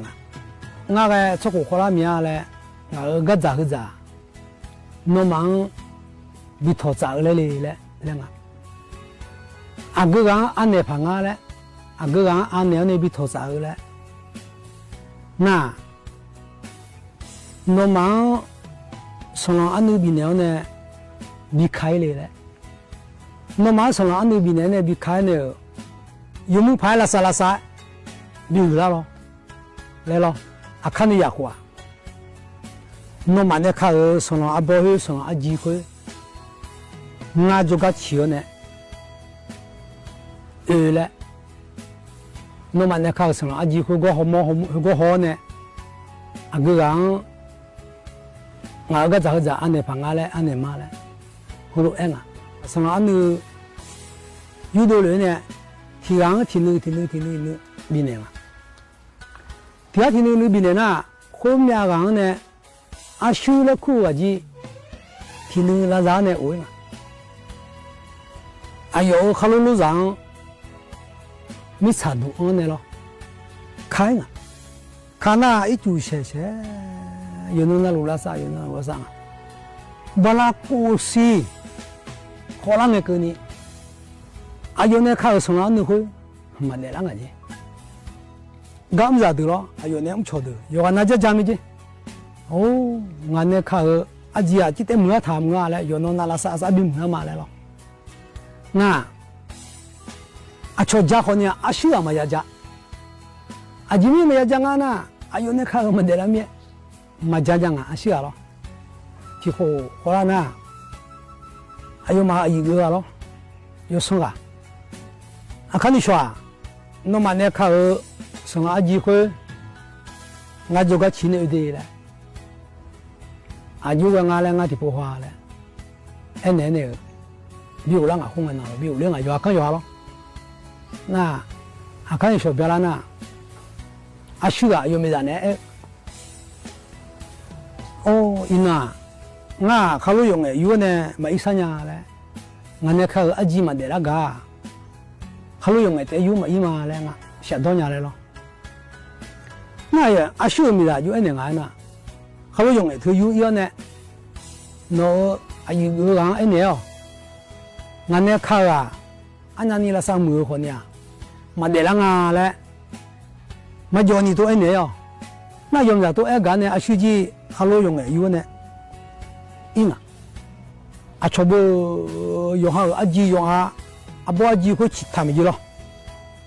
ทำอยู่นะอาชีพอาชดอมเนี่ยบาลาชีพพอต้องเทเลเนี่ยนี่จงอายุมาอายุส่งละล้างไม่จีก็ล้างนะเนี่ยเบ็ดตัวไม่จีโอ้มึงมันเนี่ยข้าบัวเฮ้ยมาคำกี่ทางอ่ะน่ะคุณพ่อมาไปแล้วห่อกันไงบ้าพ่อแล้วชีพพอต้องเทฐานเนี่ยอาชีพหรอ บอกว่าพอที่เราชิวแล้วเนี่ยอาชีพอะอยู่จุดเดิมเนาะนอนในบินเวลาอันนี้คนอยู่ในคาเล่กะอันนั้นนี่ละสารสายจุดเฉยๆละสายคนเนี่ยมาเดล่าเดล่เนี่ยงานเนี่ยข้าวบัวมันเดล่างานเลยนะไอ้ล้อแล้วไอ้งานนายส่งอะไรแล้วไอ้งานล้ออิน่า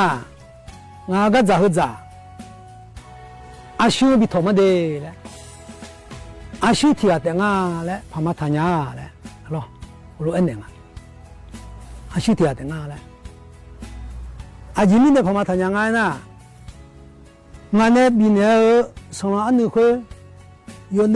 นั่นลูกปุยาเยอะเนี่ยบินเนี่ยแต่มาแล้วเอ็นเนี่ย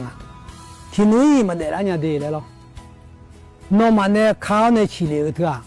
งานเนี่ยบินเนี่ยส่งอันนี้คุยนึกมึงงานแล้วรู้เอ็นเนี่ย要生了，阿修提啊等下嘞，妈妈你妈叫你挨哪个嘞？怪不得呢，因那哪个咋喝，因那哪个咋喝啊？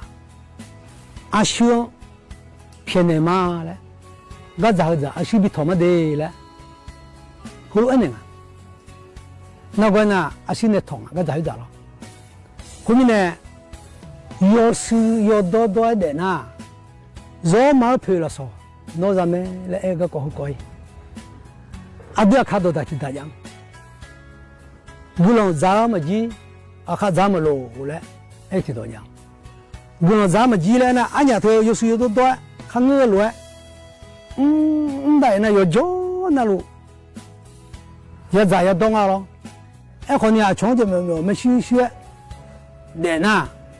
miêu dữ nhang cái bộ khối ya giá tiền à lo à cho các người con nhà yêu sống phẳng nó mới suy để na thì nó yêu sống phẳng khối nó cho mình suy lòng cái sinh nhật là sao na nó thế đâu à mà ya ra à cái phẳng người con nhà khối phẳng này sản này gì ngã chồng gì lo thứ mà多的thứ mà sửa de là khối nào nó cái phẳng người nó cái khối lo cái là lo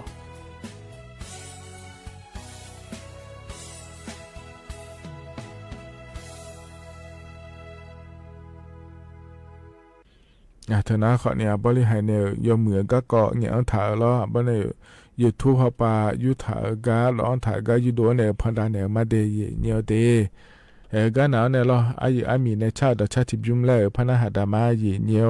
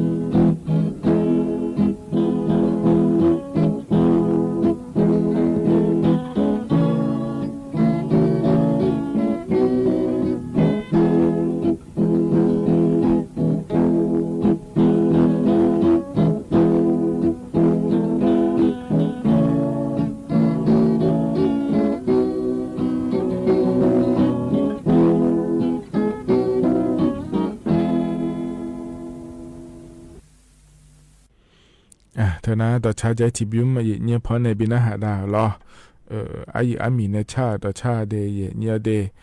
กันเนี่ยนะลอเนี่ยอายามข้าจะเล่าเนี่ยลออายชากาลบินาหาดาแกมาเดเนี่ยเดนิ่มเจียก็พอในบินาหาดาหุมนาลอเนี่ยทกาพามีฮอปาเนลลอขอเซอร์ทลญาเลยบนทันในจังไงเนี่ยลออายามข้าจะเล่าหรือว่าพอบินาหาดาเนี่ยอายามเจียนะขอเนี่ยก็อีมาเดจีมือเดยนอยอล้ออาคานุสองงานนี่งานแน่อายเชมือแน่นาลียาลาในวัวละก็นี่ที่ขอรู้แล้วพัฒนจุลมาเดก็อีมาอุดุธรรมาอาวันน่ะสาวน้องยังไงเรียนปอที่ไปเรียนปอเนี่ยที่จ้อยที่เจมาเนี่ยที่ปอมาเนี่ย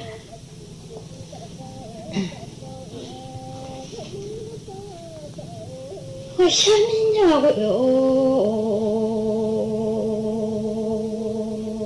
我走的马路，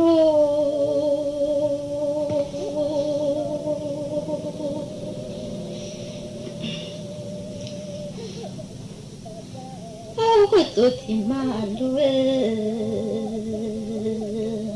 你只要把马的。ya bada za khujana ho yo bana jana za khujana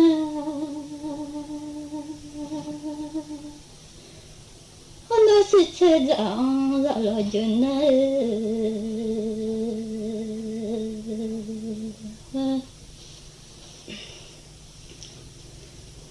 no ha se se za no malogale santé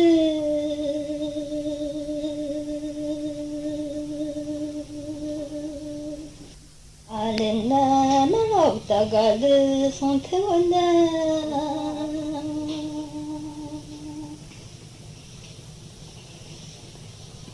malogale santé yana de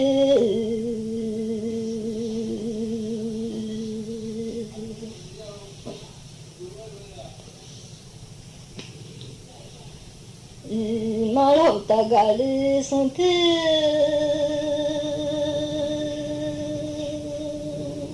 Muna wakadai wana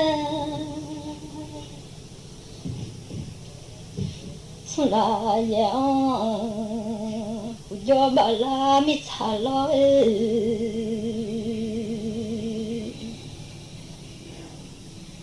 Ukonoa bala lo lo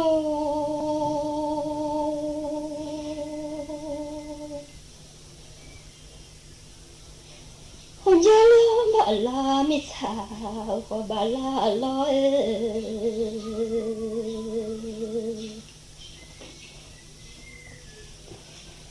bala mitha jang chodala cholo bala chư đó thật đấy là nhiều lâu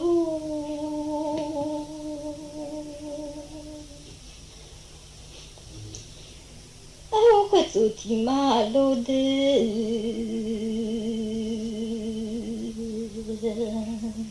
nhớ lại bà la thì mi cho na nhớ lại bà la你才有个良好，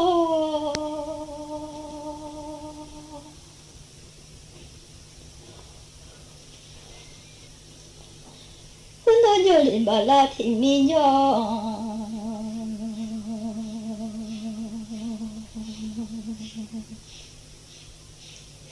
你民不多嘛啦。de nem hade boto malale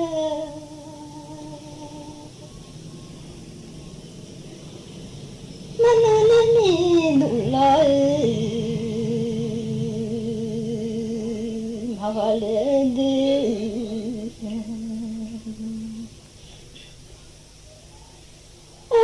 Dự thì gà cha, ra nhé cho dự thì gà cha, lo lơ thì phê sẽ dự lo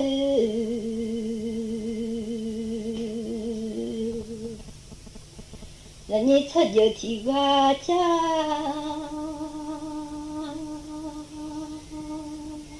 thì gầu nè để biêu nhau thì sao gầu nè để gọi lệ nhau lo lư thì phê sẽ dư thì theo nè phải ta mía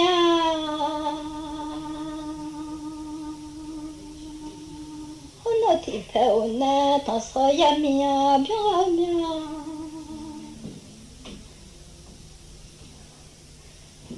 thì sao gạo nè nó thằng sao ya họ thì gạo mía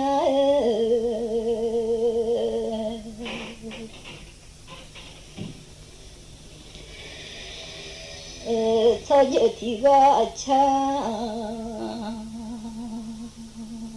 ô lo lư thì phê sẽ dư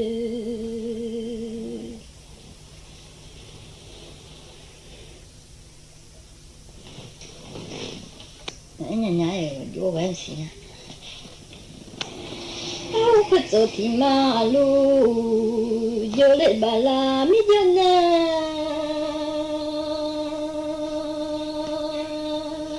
số giờ nhìn này gọi nhà bao giờ sao ba mà dân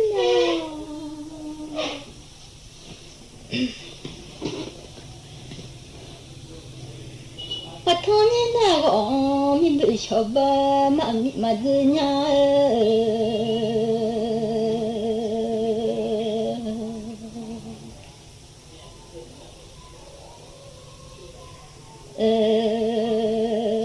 phải là chơi gà gió giờ ha men nông mà men nông chơi gà gió giờ ha phải là mà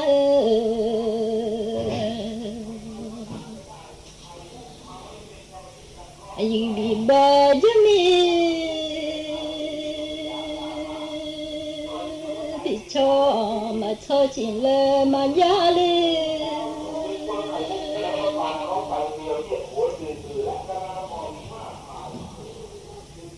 anh bị ba cho mi chung ya bây giờ giờ là thà du anh bị ba cho giờ ha phải ra lên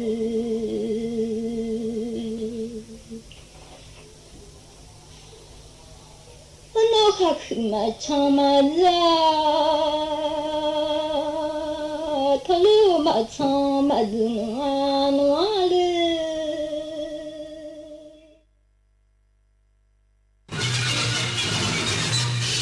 สถานีวิทยุกระจายเสียงแห่งประเทศไทยและเครือข่ายทั่วประเทศเสนอข่าวต้นชั่วโมงรู้เร็วรู้จริงเกาะติดทุกสถานการณ์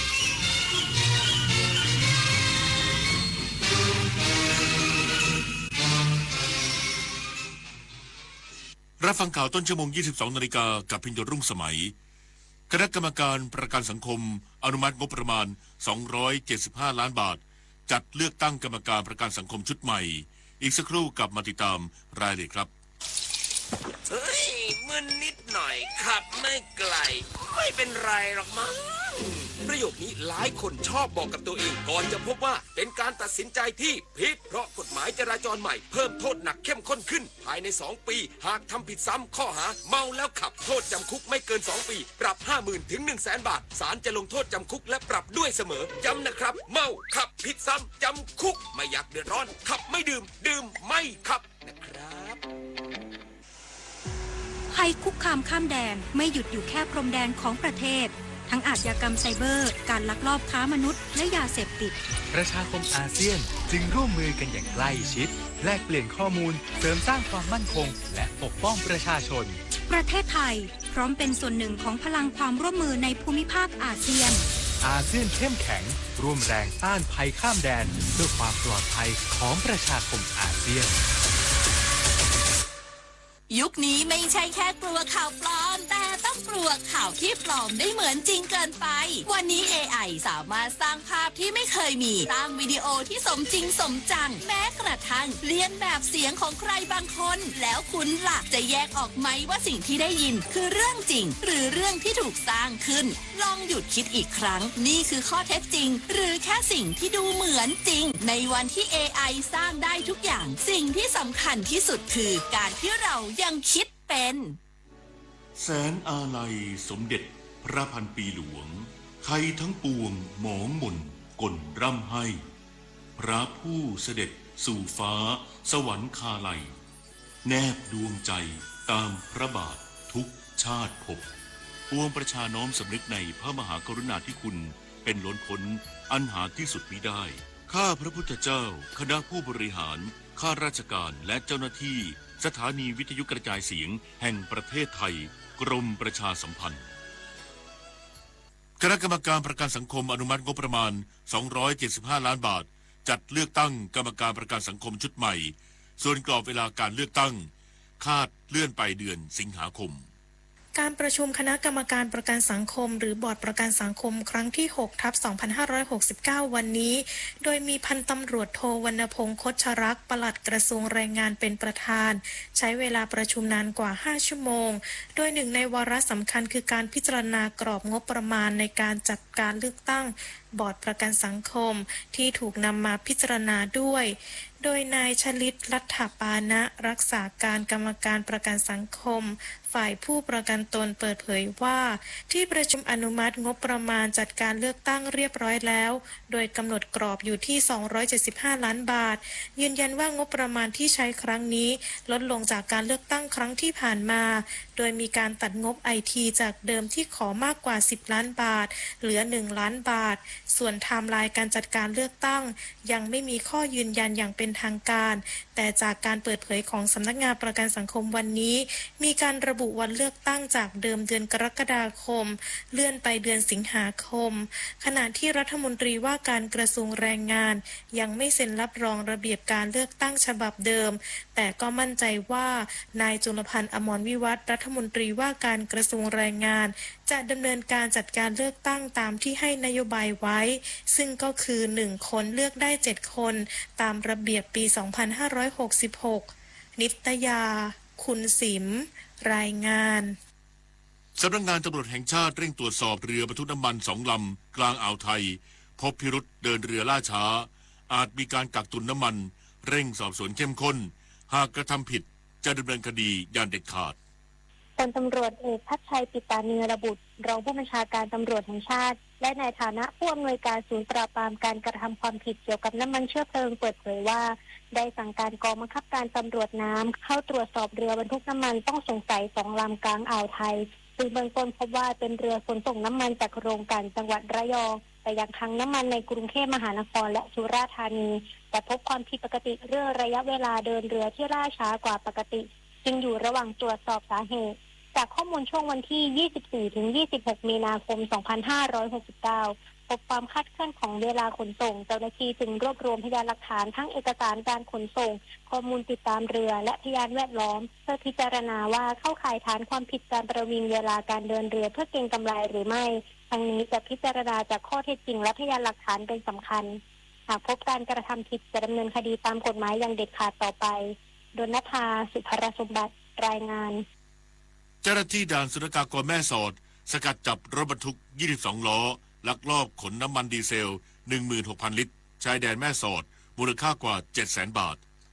เจ้าหน้าที่ด่านศุลกากรแม่สอดสำนักงานศุลกากรภาค3ร่วมกับส่วนสืบสวนปราบปราม3กองสืบสวนและปราบปรามกรมศุลกากรเข้าตรวจค้นรถบรรทุก22 ล้อที่จอดอยู่บนโป๊ะเรือข้ามฟากบริเวณท่าข้ามแห่งหนึ่งในพื้นที่ตำบลแม่ปะอำเภอแม่สอดจังหวัดตากซึ่งฝั่งตรงข้ามเป็นเมืองใหม่ชเวโกโกคนขับรถบรรทุกใช้ผ้าเต็นท์คลุมปิดบังไว้พอเจ้าหน้าที่เปิดดูจึงพบถังพลาสติกขนาด 1,000 ลิตรจำนวน16 ถังจากการตรวจสอบพบว่าเป็นน้ำมันดีเซลรวม 16,000 6,000 ลิตรมูลค่า 700,000 บาทที่กำลังจะส่งข้ามไปฝั่งประเทศเพื่อนบ้านโดยไม่ได้ผ่านพิธีการทางศุลกากรอย่างถูกต้องการกระทำดังกล่าวเข้าข่ายความผิดฐานลักลอบหนีศุลกากรตามพระราชบัญญัติศุลกากร 2560 โดยเจ้าหน้าที่ได้ดำเนินการตรวจยึดและดำเนินการตามกฎหมายที่เกี่ยวข้องต่อไปดิเรกปินตาแก้วสวทแม่สอดรายงานน้ำมันมีน้อยใช้สอยอย่างคุ้มค่าเพื่อไว้วันข้างหน้าและสรรหามาทดแทนจบข่าวพิญญรุ่งสมัยอ่านและฟังข่าวครั้งต่อไปเวลา 23 นาฬิกา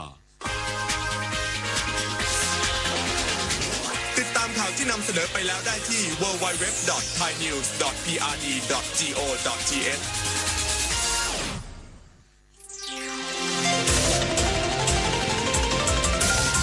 วิทยุแห่งประเทศไทยให้ความรู้คู่ความสุขต่อไปนี้ขอเชิญท่านฟังรายการเพื่อนฝันดำเนินรายการโดยจารุลินมุสิกพงศ์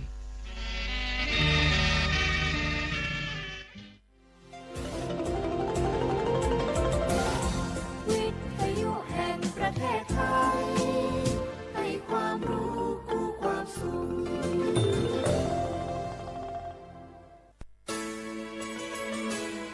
สถานีวิทยุกระจายเสียงแห่งประเทศไทยจังหวัดเชียงใหม่ AM 1476 กิโลเฮิรตซ์สถานีวิทยุภาคภาษาชาติพันธุ์แห่งเดียวในประเทศไทยที่มีความทันสมัยเชื่อถือได้สร้างอัตลักษณ์กลุ่มชาติพันธุ์สู่สากล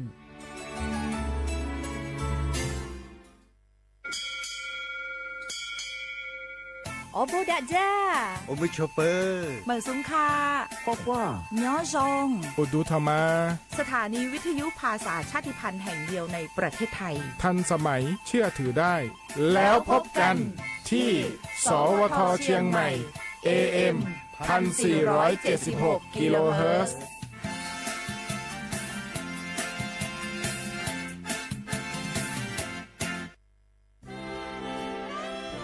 ตลอดประวัติศาสตร์ของชาติไทยพระมหากษัตริย์ไทยทรงเป็นพลังศรัทธาทรงทำนุบำรุงและอุปถัมภ์ศาสนาให้เป็นหลักยึดเหนี่ยวจิตใจของประชาชนเป็นแนวทางในการดำเนินชีวิตด้วยความดีงามศาสนาสอนให้คนไทยรู้จักคุณธรรมความดีและความสามัคคีช่วยประคองจิตใจในยามทุกข์เสริมพลังใจในยามเผชิญอุปสรรคเป็นรากฐานสำคัญของสังคมด้วยพระบารมีแห่งพระมหากษัตริย์และศาสนาอันเป็นที่พึ่งทางใจคือพลังศรัทธาที่ล้อมรวมคนไทยทั้งชาติสู่ความมั่นคงสงบสุขและยั่งยืนตลอดไปร่วมเสริมสร้างความรักในสถาบันหลักของชาติโดยสำนักงานประชาสัมพันธ์ที่ 3 กรมประชาสัมพันธ์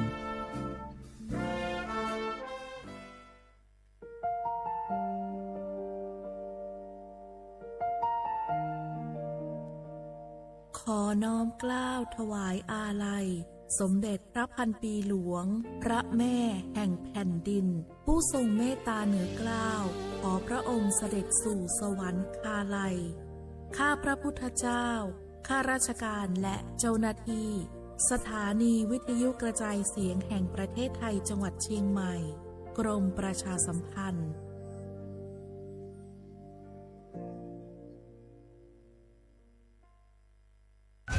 เจ็บป่วยฉุกเฉินวิกฤตอันตรายถึงชีวิต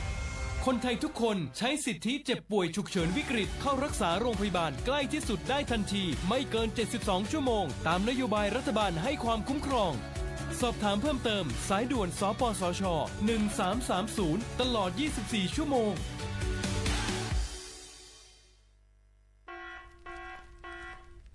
จ่องหู้คาหือป้อดห่องจึงไทยพบทบยาปัญหาการเผาสูงแห้งเตอร์หรือเส10 ล้านไห้โคปากมัน90%ไผ่ไม่ป่าเถินนั่นลูกตีกัวเนาขาเผาหาตั้งกินตั้งย่ำอย่าในเถินคือและการเผาไหว้หรือเสเหตุการณ์ให้การสนอำว่าได้เป็นเพิงต้นเข่ากับอันผูกเลี้ยงตัวสัตว์นั่นในเหี่ยวค่ะเป็นปัญหาเฮ็ดให้เกิดหมอกควันกล้อง PM 2.5 เป็นเพเฮ็ดให้ตุ้มเตื้อถึงป้ายอยู่ลีเฮาค่ะอาสาเข้าคากอติปอดตุ้มเตื้อถึงตั้งเป็นปอดตั้งเป็นแก่นสาตั้งเป็นหัวใจและลูกไหวไหลในค่ะ ห้องการป้ายทรายและเทคโนโลยีตั้งเมืองจึงไทยย้อนผิดหมอกให้ปอแม่พี่น้องเขากึดลือการเผาปันจันล้มแสนเซอร์อันลีตาลูกตาลานเฮาค่ะจอมตอนโครงการวางแผนการเจอตีลินตาเตลดย่อมฝุ่น PM 2.5 เลยตั้งมุมมองไฮลีเสวชสำนักงานวิจัยแห่งชาติ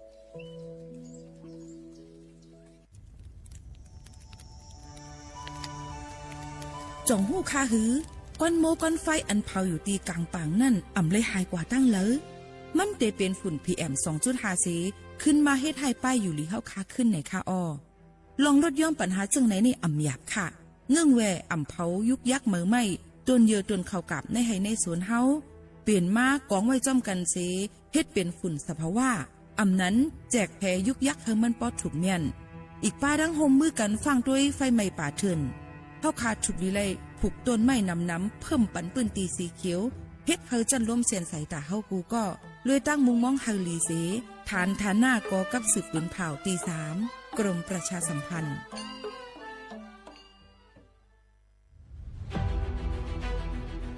จังหวัดเชียงใหม่ขอความร่วมมือทุกภาคส่วนงดการเผาเพื่อลดปัญหาหมอกควันและมลพิษทางอากาศจากการเผาป่าและการเผาเศษวัสดุทางการเกษตรตามประกาศมาตรการสำคัญเพื่อควบคุมการเผาในพื้นที่ต่างๆโดยไม่อนุญาตให้มีการเผาใดๆทั้งสิ้นเพื่อเป็นการลดมลภาวะจากฝุ่นละอองขนาดเล็กหรือ PM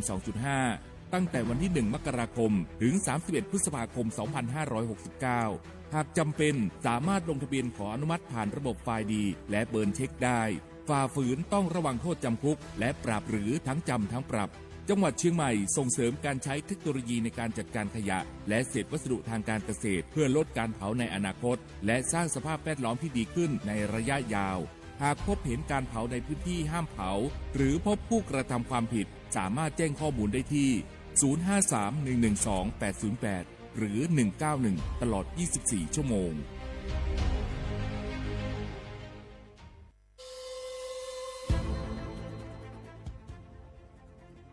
ย้อนผิดหมอกพี่น้องเขามาโฮมเป็นจุ้มเหลียวกันดั้งเจดอนเก้งใหม่โฮมกันแกลิดปัญหาไฟไหม้ป่าเถินหมอกก้อนก้องก้อนมูและฝุ่นเล็กๆ PM 2.5 ค่ะสั่งว่าโชพันไฟไหม้กับสืบกว่าตึงลาดไลตีอองตีแกลิดปัญหาไฟไหม้ป่าเถินและหมอกก้อนเจดอนเก้งใหม่หมายโฟน 053-112-808 ในค่ะเจดอนเก้งใหม่ค่ะออกปักเปิงหมายมีเฮกังแกลิดปัญหาหมอกควันก้องควันโมและฝุ่นเล็กๆ PM 2.5 เนื้อปืนตีเหลออันอ่ำเลยคว้างเฮาเผาผ่านมาดีแอปพลิเคชันไฟดีห้ามเผากำเร็วในนั้นค่ะอย่าไปเผาล้าอ่ำว่าได้เป็นตีกลางปางอองตีห้ามเผาเกยยุกยักไม่ตอกกูอันในค่ะแต่เอาวันที่1เดือน1อิงเกรด2เหงปลาย26ต่อถึงวันที่31เดือน5 2เหงปลาย26ในผู้เหลอเผอเฮ็ดผิดปักเปิงเตญ่าตัวตามตั้งผิดจำหนังปักเปิงหมายมีกำเหลวในนั้นค่ะเลยตั้งมุงมองไฮลีเซห้องการฐานฐาหน้ากอกับสืบเจดอนเก้งใหม่มาโฮมเป็นจุ้มเหลวกันดั้งเจดอนเก้งใหม่โฮมกันรักษาสภาวะฟิงตื้นเป็นเฮ็ดให้จันร่วมถวยเจออันลีต้องฟ้าเสียนเสออ่ำมีหมอกกวนกองกวนโม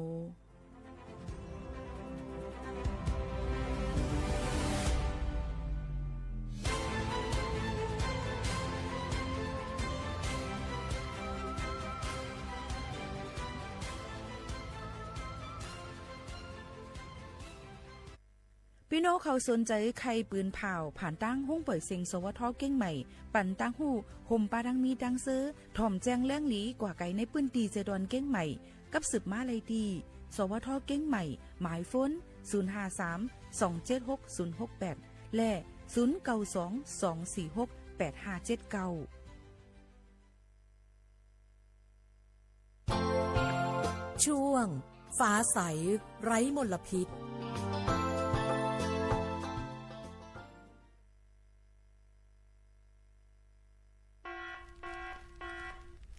จ่องหู้คาหือปอดห่องจึงไทยพบทบยาปัญหาการเผาสูงแห้งเตอร์หรือเส10 ล้านไห้โคปากมัน90% ไผ่ไม่ป่าเถินนั่นลูกตีกัวนอขาเผาหาตั้งกินตั้งย่ำอย่าในเถินคือ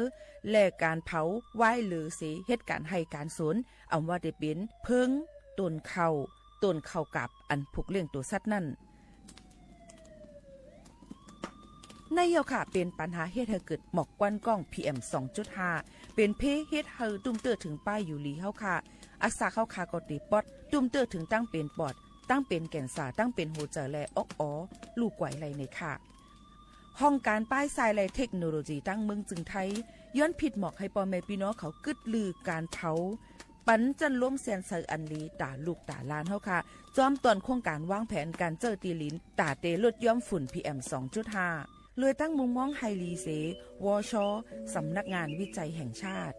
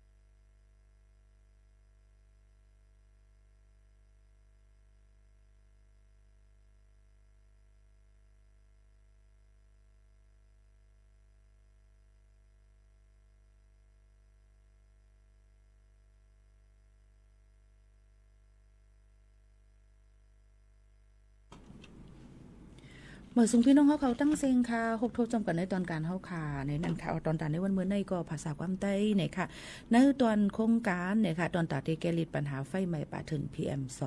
2.5 ในนั้นค่ะพี่น้องในทุนปี25ปากไป69ในค่ะอ๋อนี่ก็เป็นในตอนการภาษาความใต้ช่วงนะคะฟ้าใสไร้มลพิษนะคะต้องฟ้าเสียงเสอมีหมอกควันกล้องควันโม้เนี่ยเอามาฝากตวนถึงพ่อแม่ปีน้องๆเขาให้เล็งยินถ่อมซ้ำกันซึ่งดังไหนค่ะพ่อแม่ปีน้องๆเขาอยู่เป็นก็เซจำกันพี่น้องเขาถ่อมอยู่ที่ไรตั้งไรในก็ตรงตักจอมเฮาคาไลในค่ะเนาะพี่น้องเขาค่ะตรงตักจอมเฮาคาไลเฮาคาก็ดียินซุ้มขอบใจอย่านำเต้ ว่าในนั่นค่ะเอาพี่น้องเขาค่ะทอมอยู่จ้อมกันที่ในนั่นค่ะเนาะพี่น้องเขาค่ะเพราะว่าเลยฮับผู้เย้าในค่ะน้องเมื่อในก็เฮาค่ะที่มีป้าดังในนั่นค่ะเกี่ยวกับไปลองตอนโครงการอันในเสตั้งห้องปล่อยสิง AM 147 GHz ในนั่นค่ะครบทบจำกันดีในเสยังมีหลายๆฝ่ายหลายๆห้องการในนั่นค่ะออกพ่อแม่พี่น้องเขาค่ะอันที่ครบทบยาเพหมอกก้อนก้อนโมกูฝ่ายนั่นในก็เลยโฮมห้อมกันเสตอนตาเดย้อนตั้งโฮมมือลดย่อมลองอันเลิศอันไม่ฮอตสปอตนั่นไฮไลท์นำเตอร์ที่สุดในนั่นค่ะยาก็เดี๋ยวมีป้าดังห่างเฮียนไม่โคของเครื่องเจอในค่ะตอนตาเดหมดไพ่ไม่ปะเถินเลยหมอกก้อนก้อนโมตั้งน้ำตั้งหลายอีกป้าดังปันเฮอใจปักเปิงหมายมีเฮอคึดตันกำเหลวในนั่นค่ะหนังหือจันลมเธอใจป้อติคึดตันอันเหลมันนั่นในนั่นค่ะอพี่น้องเขาจึงหือกอลีค่ะยังตึกถูกลีเลยฟังไว้จำไม่อยู่นะคะเย่าก็ย้อนตั้งห่มมือผาวันกวนเมืองกูกวนลดย้อมการเผาไผ่ไหม้ป่าเถินดูล้อมได้ถึงป้ายอยู่ลีหนังหือบ่ได้ป่นกว่าสู่ข้าวฝุ่นหมอกก้อนกองก้อนโมในค่ะก็นั้นในตอนการภาษาความใต้เขาในตอนการดีในนั่นนะคะเดี๋ยวอ่อนพี่น้องเขามาอุบโอและมายินถ่อมในตอนการแก้ลิดปัญหาฝุ่นอันเล็กๆ PM 2.5เนื้อปืนตียาก็ฝุ่น PM 2.5 ปันตั้งหู้เกี่ยวกับได้ลองป้ายอยู่ลีและติเฮ็ดจังหือต่อสู้มันก็ให้ไหลในปืนตีอีกป้าดังย้อนตั้งโฮมมือแก้ลิดปัญหา PM 2.5เฮอจันลมถอยใจเขาค่ะนั่นมันหลีขึ้นมาในนั่นค่ะพี่น้องเขาแล้วก็ติดตามเลยในตอนการเขาค่ะในวันเหมือนในจึงไหนค่ะเอาพี่น้องเขาค่ะในก็ข้าเจอใส่เฮียงเอามาฝากตอนจุถึงว่าแม่ปีน้องเขากูกนจังหนังไหนค่ะอยู่จอมขาวโมขาวนนสุภาวันเชื้อสารวินในนั่นค่ะพี่น้องเขาค่ะโยก็อยู่จอมกันที่ในเสคือปอแม่ปีน้องเขานั่นฮับผู้ไรในนั่นค่ะน้องพี่น้องเขาค่ะใครพี่น้องเขานั่นฮับผู้ไรเอียก็อ่อนกันคึงปองให้สร้างกว่าหลายหลวงหลายอันในนั้นค่ะจ้อมกันกว่าเฮามีจันล้มเสียนเสออันลีตอนตาปอแม่ปีน้องเขากูโกนตั้งหมดตั้งเสียงจังหวัดซึ่งหนังไหนค่ะปอแม่ปีน้องเขาชอมอยู่จ้ำกันที่ในย้อนเฮาปอแม่ปีน้องเขานั่นถ่อมเย้าเนี่ยค่ะหมอกรัดถึงกันปันตั้งหันถึงกันเข้ามาไล่หนังหือมันปอดีมีรองตั้งอันคือแคมตอนตาในตอนการเฮาค่ะที่ในนั่นค่ะเนาะปอแม่ปีน้องเขาค่ะอันนี้ก็คัดเจอออกมาฝากตอนจุดถึงกันเจ้าหนังไหนเย้าค่ะอ่อนกันหรือใส่ซุกแก็บกำก่อนค่ะ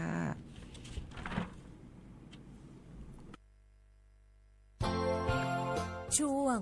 ฟ้าใสไร้มลพิษ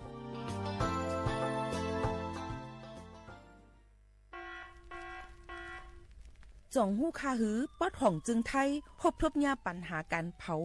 สูงแห้งเตอร์หรือเส10 ล้านไห้โคปักมัน90%ไผ่ไม่ป่าเถินนั่นลูกตีกัวนอขาเผาหาตั้งกินตั้งย่ำอย่าในเถินและการเผาไหว้หรือเสเหตุการให้การสนอำว่าได้เป็นเพิงต้นเข่ากับอันผูกเลี้ยงตัวสัตว์นั่นในเหี่ยวค่ะเป็นปัญหาเฮ็ดให้เกิดหมอกควันกล้อง PM 2.5 เป็นเพเฮ็ดให้ตุ้มเตอถึงป้ายอยู่ลีเฮาค่ะอักษาเข้าคากอติปอดตุ้มเตอถึงตั้งเป็นปอดตั้งเป็นแก่นสาตั้งเป็นหัวใจและลูกไหวไหลในค่ะห้องการป้ายทรายและเทคโนโลยีตั้งเมืองจึงไทยย้อนผิดหมอกให้ปอแม่พี่น้องเขากึดลือการเผาปันจันล้มแสนเซอร์อันลีตาลูกตาลานเฮาค่ะจอมตอนโครงการวางแผนการเจอตีลินตาเตลดย่อมฝุ่น PM 2.5 เลยตั้งมุมมองไฮลีเสวชสำนักงานวิจัยแห่งชาติช่วงฟ้าใสไร้มลพิษ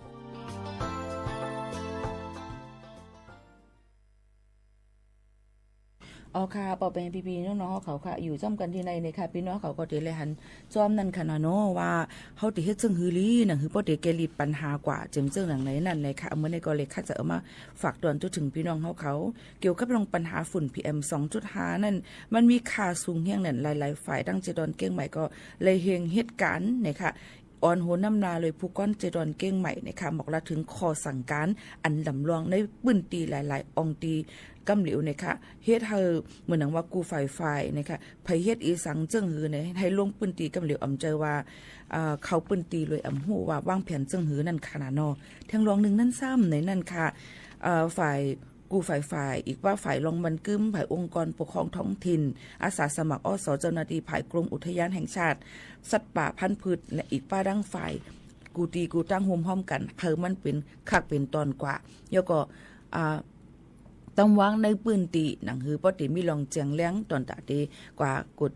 เจ็ดยก็ลดย้อมการที่เหตุการณ์อำตีก็ทับกันก็ซ่อนกันไรนั่นเพราะว่าเปิ้นที่เฮ็ดแนวอันเฮไฟนั่นนี่ก็ให้เข้ากว่าในองตีตีเร็ว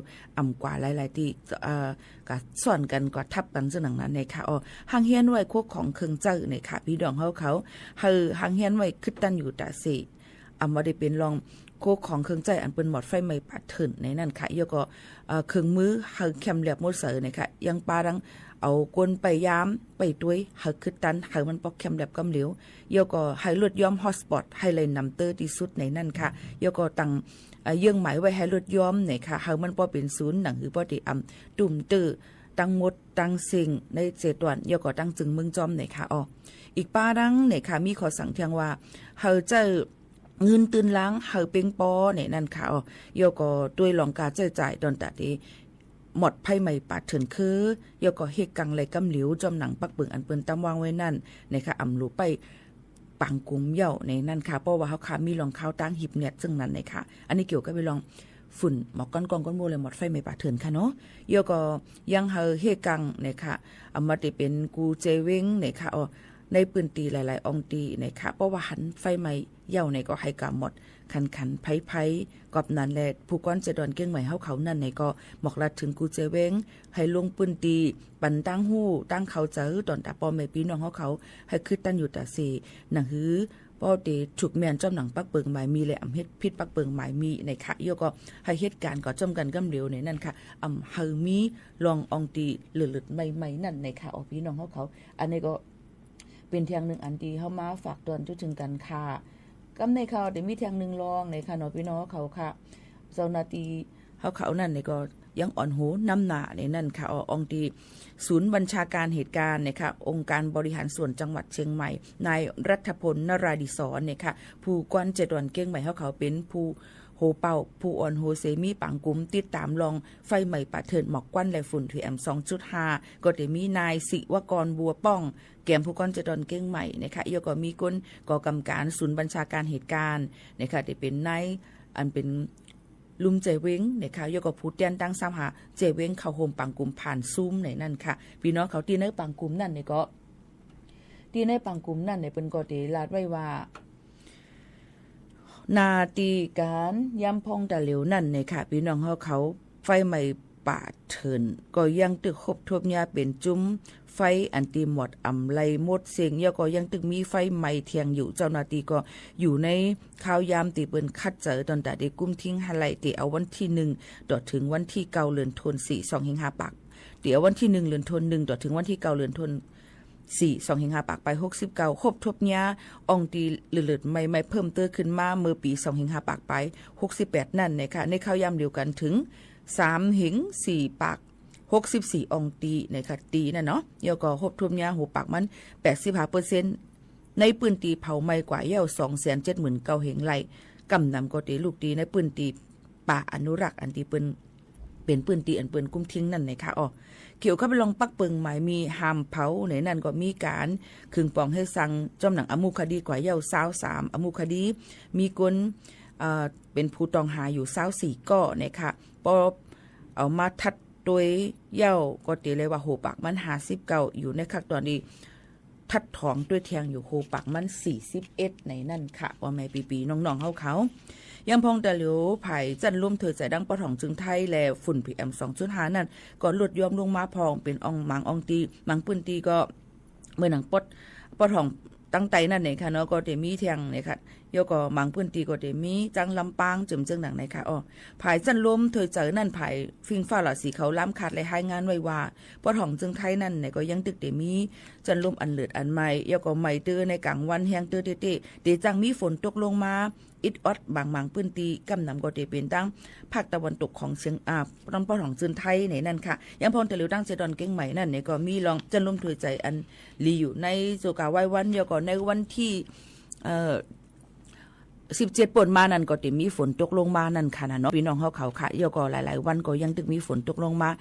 ฝนมาเฮ็บตกลงมาหลายๆอองตีอยู่เกี่ยวกับเรื่องการเฮ็ดฝนหลวงในนั่นก็เลย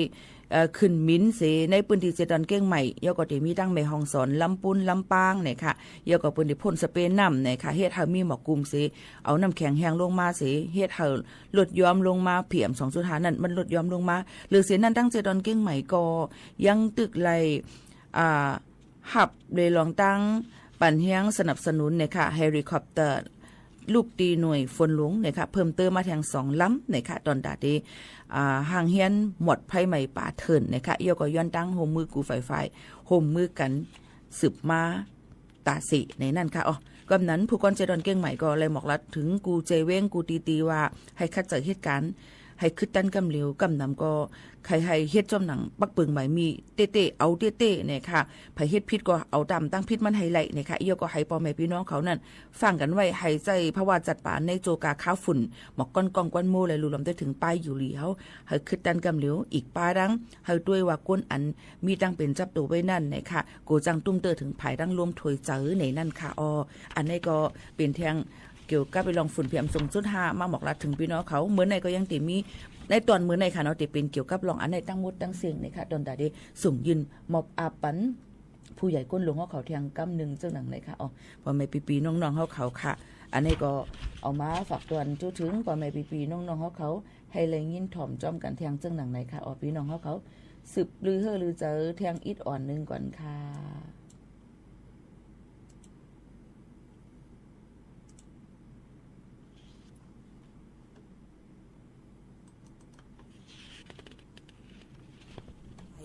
ไร้มลพิษช่วงฟ้าใสไร้มลพิษจ่องหู้คาหือป๊อดห่องจึงไทยพบทบยาปัญหาการเผาสูงแห้งเตอร์หรือเส10 ล้านไห้โคปากมัน90%ไผ่ไม่ป่าเถินนั่นลูกตีกัวนอขาเผาหาตั้งกินตั้งย่ำอย่าในเถินคือแลกการเผาไว้หรือเสเหตุการให้การสนเอาว่าได้เป็นเพิงต้นเข้ากับอันผูกเลี้ยงตัวสัตว์นั่นในเยาค่ะเป็นปัญหาเฮ็ดให้เกิดหมอกควันกล้อง PM 2.5 เป็นเพเฮ็ดให้ตุ้มเตอร์ถึงป้ายอยู่หลีเฮาค่ะอักษาเข้าคากอติปอดตุ้มเตอร์ถึงตั้งเป็นปอดตั้งเป็นแก่นสาตั้งเป็นหัวใจและลูกไหวไหลในค่ะห้องการป้ายทรายและเทคโนโลยีตั้งเมืองจึงไทยย้อนผิดหมอกให้พ่อแม่พี่น้องเขากึดลือการเผาปันจันล้มแสนเซออันลีตาลูกตาลานเฮาค่ะจอมตอนโครงการวางแผนการเจอตีลินตาเตลดย่อมฝุ่น PM 2.5 เลยตั้งมุมมองไฮลีเสวชสำนักงานวิจัยแห่งชาติ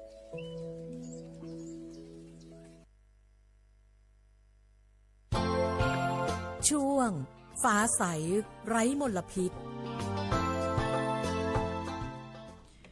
ค่ะอยู่จ้ำกันในตอนการฟ้าใส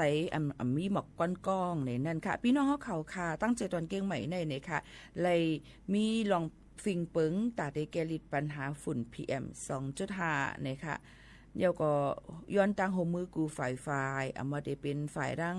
ภายหับการคุณเขา5องค์กรปกครองส่วนท้องถิ่นนะคะเดี๋ยวก็พ่อแม่พี่น้องเขาโฮมมือกันตอนตาได้ลดย้อมปัญหาหมอกก้องกวนโมนะคะหนังหือบ่ได้ตุ้มเตอร์ถึงไปอยู่หลีเฮาคานั่นตั้งใจตอนเก่งใหม่ก็เลยออกพื้นหลีกปืนเผาไว้จำหนังกุมทิ้งลองการเผาในปืนตีนะคะปันมีการเผาอีสังเสอิดแต่เอาวันที่1เหลือนทน1ถึงวันที่31เหลือนทน2หิงหาปากปลาย69ในนั่นค่ะพี่น้องเขาก็เป็นในข้าวยามตีกำนำก็ตีเป็นหมอกเมืองโมหมอกก้อนโมน้ำลูกตีก้นเผาป่าไม้เถินเคอเผาลอง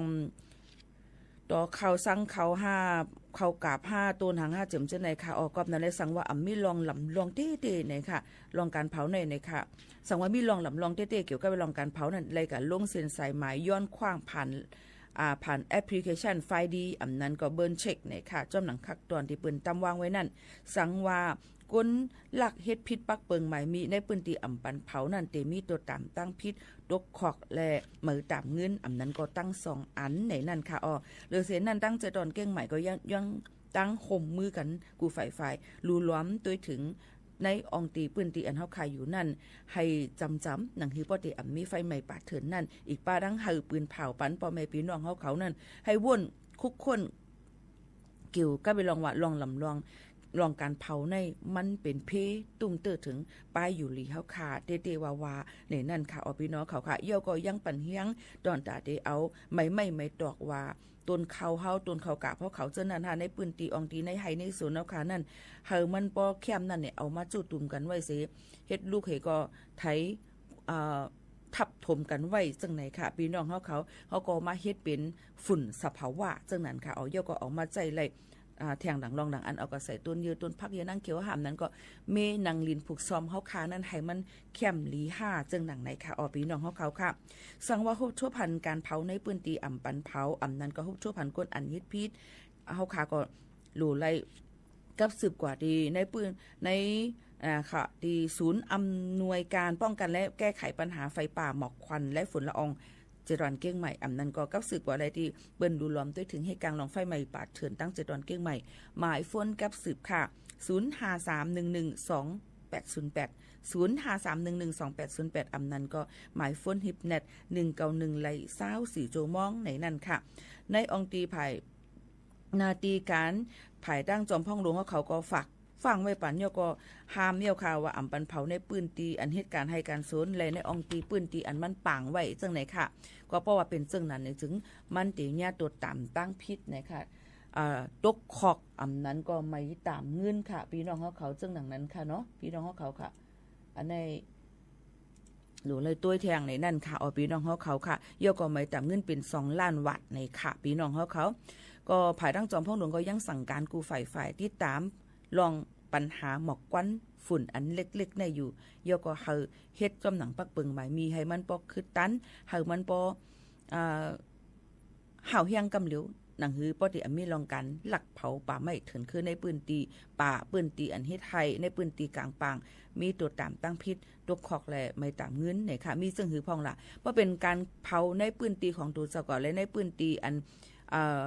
ก้นตั้งนำนั่นเนี่ยค่ะเฮ็ดเฮาก้นดังตีนั่นเป็นฝุ่นเป็นกวยเหยื่อยุกยักเนี่ยค่ะเจ้าหน้าที่เปิ้นภายดังท้องถิ่นเขาก็มีหน้าตอนได้ออกข้อสั่งเนี่ยค่ะอำปันเผาเนี่ยค่ะอำปันเฮ็ดให้ตุ่มเตอถึงลองสุกซักจอมเปิ้นสั่งว่า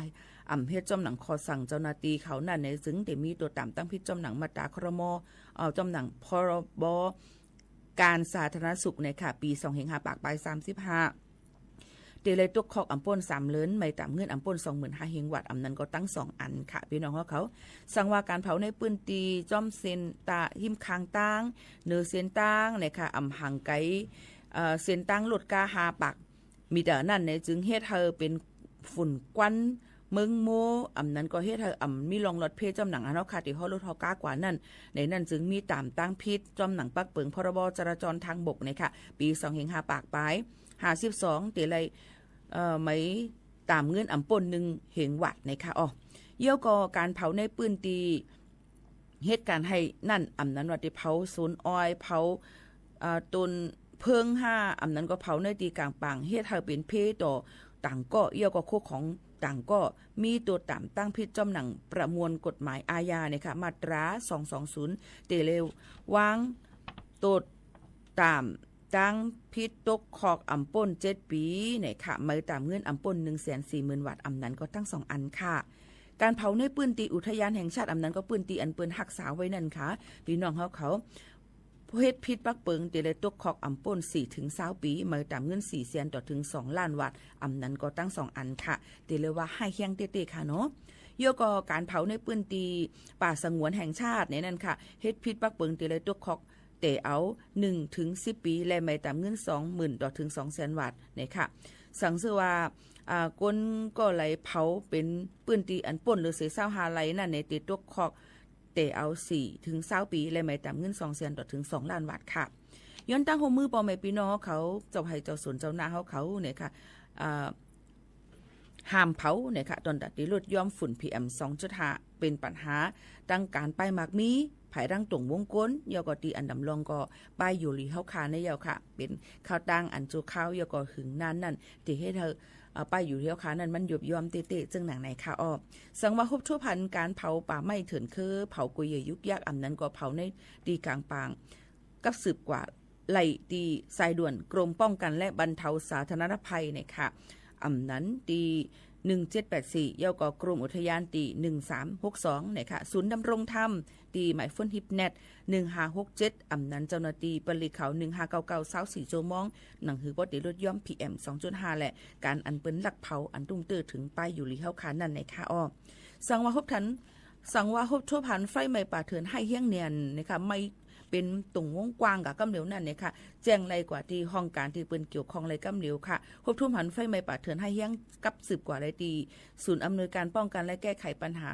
ไฟป่าหมอกควันฝุ่นละอองนะคะเจอตอนเก้งใหม่ตีหมายฝน053112 808 053112 808ในนั่นค่ะอันนี้ก็คัดเจอเอามาฝากตวนจูถึงพ่อแม่ปีๆน้องๆเขาให้แรงยินถ่อมจ้อมกันแทงซึ่งหนังในค่ะอพี่น้องเขาอยู่เย้าในนั่นก็ถ่อมจ้อมกันตีในเย้าในค่ะยังเต็มมีแทงในนั่นค่ะอพี่น้องเขาเกี่ยวกับลุยลองว่าหมายฝนอันที่เขาขาดถูกลีเลยถ้าผู้ไว้นั่นเทียงในก็มันตึกเตมีเทียงอยู่ค่ะนะปอเมปีน้องๆเขาค่ะเตมีซึ่งหือพองหลานในเขาค่ะมาด้วยจำกันเทียงค่ะเนาะพี่น้องเขาค่ะในก็เตเลยว่าผู้ลองอูอันคัดเจอเอามาฝากตวนจุถึงปอเมปีน้องๆเขากำเหลียวเย่าในค่ะอพี่น้องเขาสืบด้วยเทียงในนั่นค่ะหมายฝนในค่ะฮบทั่วพันไฟไหม้ป่าเถื่อนนั่นกับสืบกว่าอะไรดีเจ้านาตีตำรวจผู้ท้อนจะดอนเก้งใหม่หมายฝนฮิปเน็ต191ค่ะเยี่ยวก็อองตีลูล้อมตัวถึงไฟไหม้ป่าเถื่อนจะดอนเก้งใหม่ตีหมายฝน0532322019ในค่ะ0532322019ค่ะ0เยี่ยวก็หมายฝนดอนดาเดกับสืบกว่าไรเทียงก็ศูนย์ส่งเสริมการควบคุมไฟป่าเชียงใหม่ค่ะหมายฝน0819514521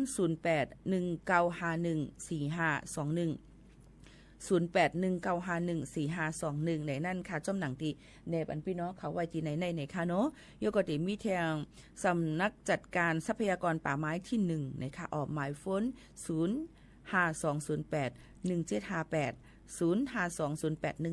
0520811758 ค่ะองตีสำนักบริหารพื้นที่อนุรักษ์ที่16นะคะออกหมายฝน0532761053276100ในนั่นค่ะฝากถึงพ่อแม่ปีน้องๆเขากูก็กูก้นจังหนังไหนค่ะเนาะยก็เตมีแทงในนั่นค่ะภายตั้งการต่อส่งเจดอนเก้งใหม่ในค่ะเป็นหมายฝนฮิปเน็ตสำนักงานขนส่งจังหวัดเชียงใหม่ในค่ะพี่น้องเขาอันนี้ก็จ้างกับสืบกว่าอะไรเทียงอันนึงเหมือนกันในนั่นค่ะอ๋อนี่ก็ฝากถึงกูก็ค่ะนะเขาขาดถูกดีเลยหูไว้นั่นค่ะเป็นหมายฝนฮิปเน็ต1584ค่ะพี่น้องเขาหมายฝนฮิปเน็ต1584ในค่ะอ๋อนี่ก็ฝากถึงกูก็กูก้นจังหนังไหนค่ะยังเตมีแทงในค่ะพี่น้องเขาแทงอันนึงก็ได้เป็นภายกระทรวงทรัพยากรธรรมชาติและสิ่งแวดล้อมในค่ะหมายฝนฮิปเน็ต1310ในค่ะในก็หมอกรัดถึงในตอนการดีลีในวันเหมือนในจอมกันทีในในค่ะอ๋อช่วงฟ้าใสไร้มลพิษ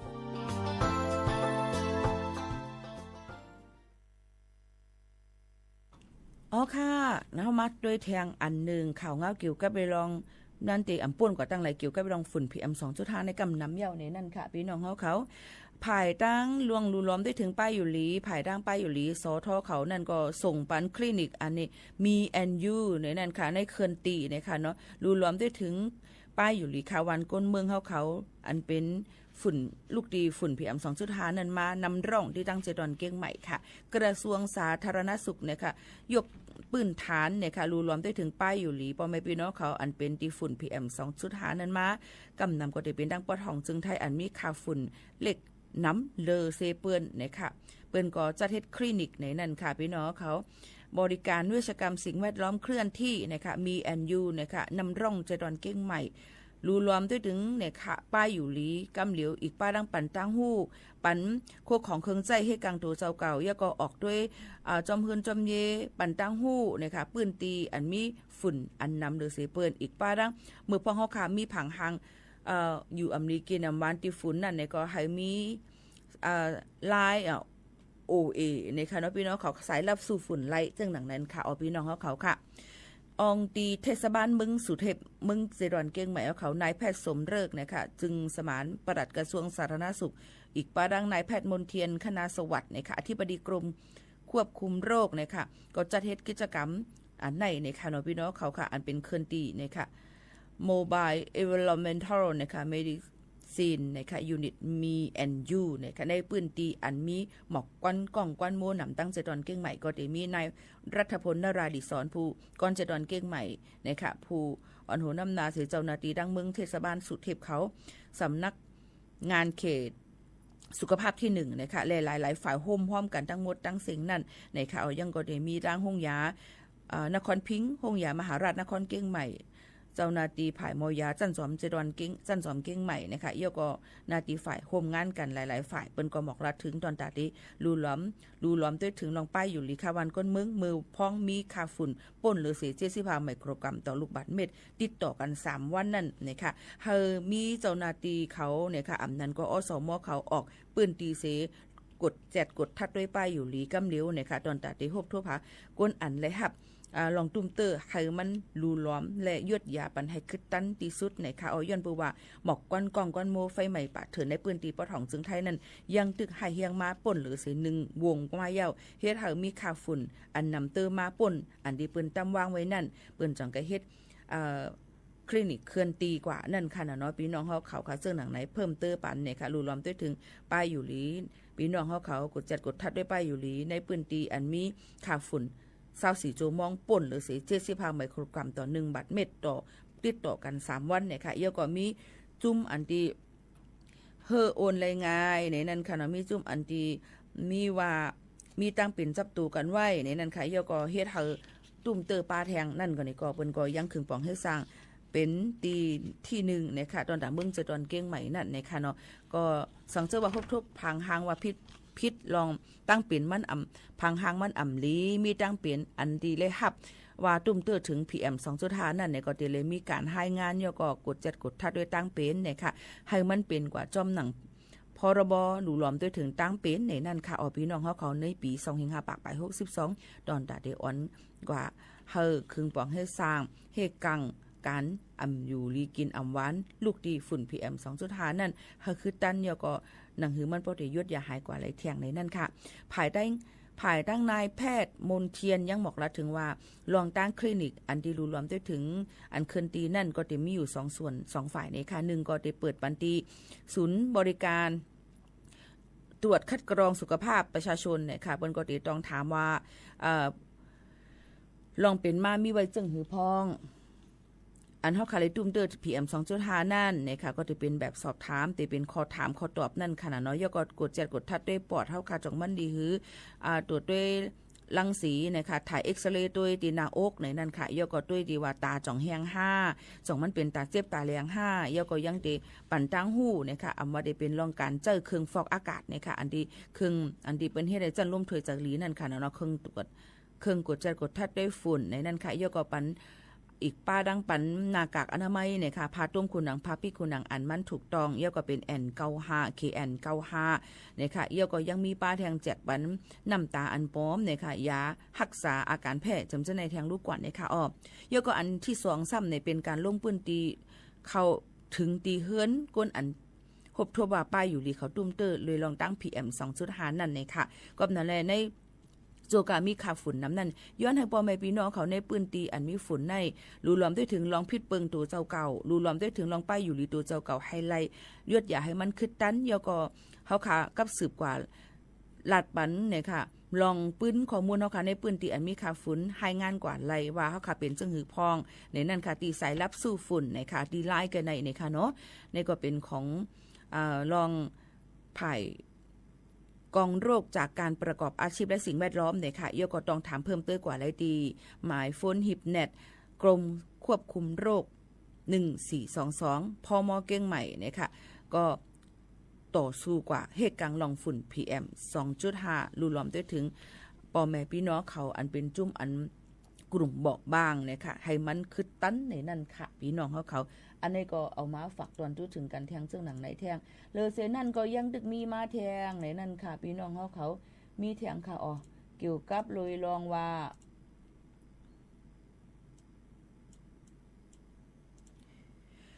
ตอนตาห้องการพัฒนาสังคมและ ความมั่นคงของมนุษย์เนี่ยค่ะตั้งเจอตอนเก้งใหม่นั่นเนี่ยก็ห่มมือดังห้องการฝ่ายหับการขุนย่อก็หลายๆยุ่งเนี่ยหลายฝ่ายห่มห้อมกันจอยเทียมจุ่มอันเป็นจุ่มอันอ่อนๆนะคะมือพ้องอันตีหบทบยาฝุ่น PM 2.5 นั่นตาเสนะคะยกก็เลยหับลองการแจกปันนะคะผ้าต้มขุนหนังผ้าปิขุนหนังหน้ากากอนามัยนะคะอันเป็น KN95 ซึ่งหนังไหนคะอันให้กังเลยป้าฝุ่นนั่นนะคะเนาะพี่น้องเขาค่ะซึ่งหนังไหนสิเยาก็ยังตึกมีป้าแทงให้พ่อแม่พี่น้องเขาหลายๆปื้นตีมีการลงปื้นตีมอบอับปันผู้ใหญ่ก้นหลวงอันมีอายุอาสากน้ำนะคะเยาก็อันมีตั้งเปลี่ยนติดซับไว้นะคะอีกป้าดังปันตั้งหูรองว่ารูล้อมด้วยถึงป้ายอยู่ลีเจิ้งหือให้ป้อให้กังไล่ให้ป้อลดเพลตีฝุ่นมานั่นนะคะเยาก็เงื่องเวอย่าไปออกว่าอยู่ที่ในกลางปางซึ่งหือกอลีนะคะหลายๆฝ่ายในก็เปิ้นก็รูล้อมด้วยถึงกันนะคะอย่าไปกว่าเฮ็ดลองทบกันที่ในไกลกลางปางให้อยู่ในองตีในเฮือนเนี่ยค่ะเยาก็ใจจันร่วมถือจากอันนี้ตอนตาผู้ใหญ่ก้นหลวงเฮาเขาเนี่ยค่ะโฮมกันตั้งห้องการฝ่ายพ่อมอเสดอนเก่งใหม่นั่นตั้งหมดตั้งเสียงในก็ยังรูล้อมด้วยถึงค่ะวันก้นมึงมาปียาวข้าวหึงตอนตาดีเฮาลดย้อมหนังหือปอติตุ้มเตอร์ฝุ่น PM 2.5 กว่าหึงนั่นจึงไหนค่ะอันนี้ก็เอามาฝากตวนจู้ถึงปอแม่ปีน้องๆเขาให้แรงยินถ่อมจ้อมกันเทียงซึ่งหนังไหนค่ะเฮาค่ะหรือใจเจ้าแคบกำอ่อนคณะข้าวยามเฮาค่ะยังตึกมีอยู่เทียงอีนั่นเนี่ยค่ะเนาะเขาปอแม่ปีน้องๆเขานั่นเลยมาหูมาถ่อมจ้อมกันในตอนการเนาะค่ะตีในจึงนั้นเทียงกำนึงค่ะเนาะปอแม่ปีน้องเขาค่ะเฮาค่ะได้อ่อนกันหรือใจกันจูแก็บกำก่อนค่ะเนาะจังขึ้นมาอุบโอจำกันเทียงกำนึงในค่ะเนาะตอนลื่นสุดค่ะช่วงฟ้าใสไร้มลพิษข้าวยามอันมีในกอหิบเน็ตเนี่ยในค่ะเนาะเปิ้นปั่นเปิ้นฮู้ตั้งหันมาในก็มันเป็นน้ำเต้น้ำว่าคือกลมฮู้นะคะขันเจอขันข้อเต้ๆในค่ะในตอนลิ้นสุดยาวในนั่นค่ะช่วงฟ้าใสไร้มลพิษในนั่นค่ะเอามาฝากตวนจุดถึงกันอยู่จ้อมในตอนการภาษาความใต้ตีในค่ะมันตุ้มเตอถึงสิ่งแวดล้อมในค่ะสภาวะฟิงตื้นเป็นหิมหอมเฮาคาในค่ะโยก็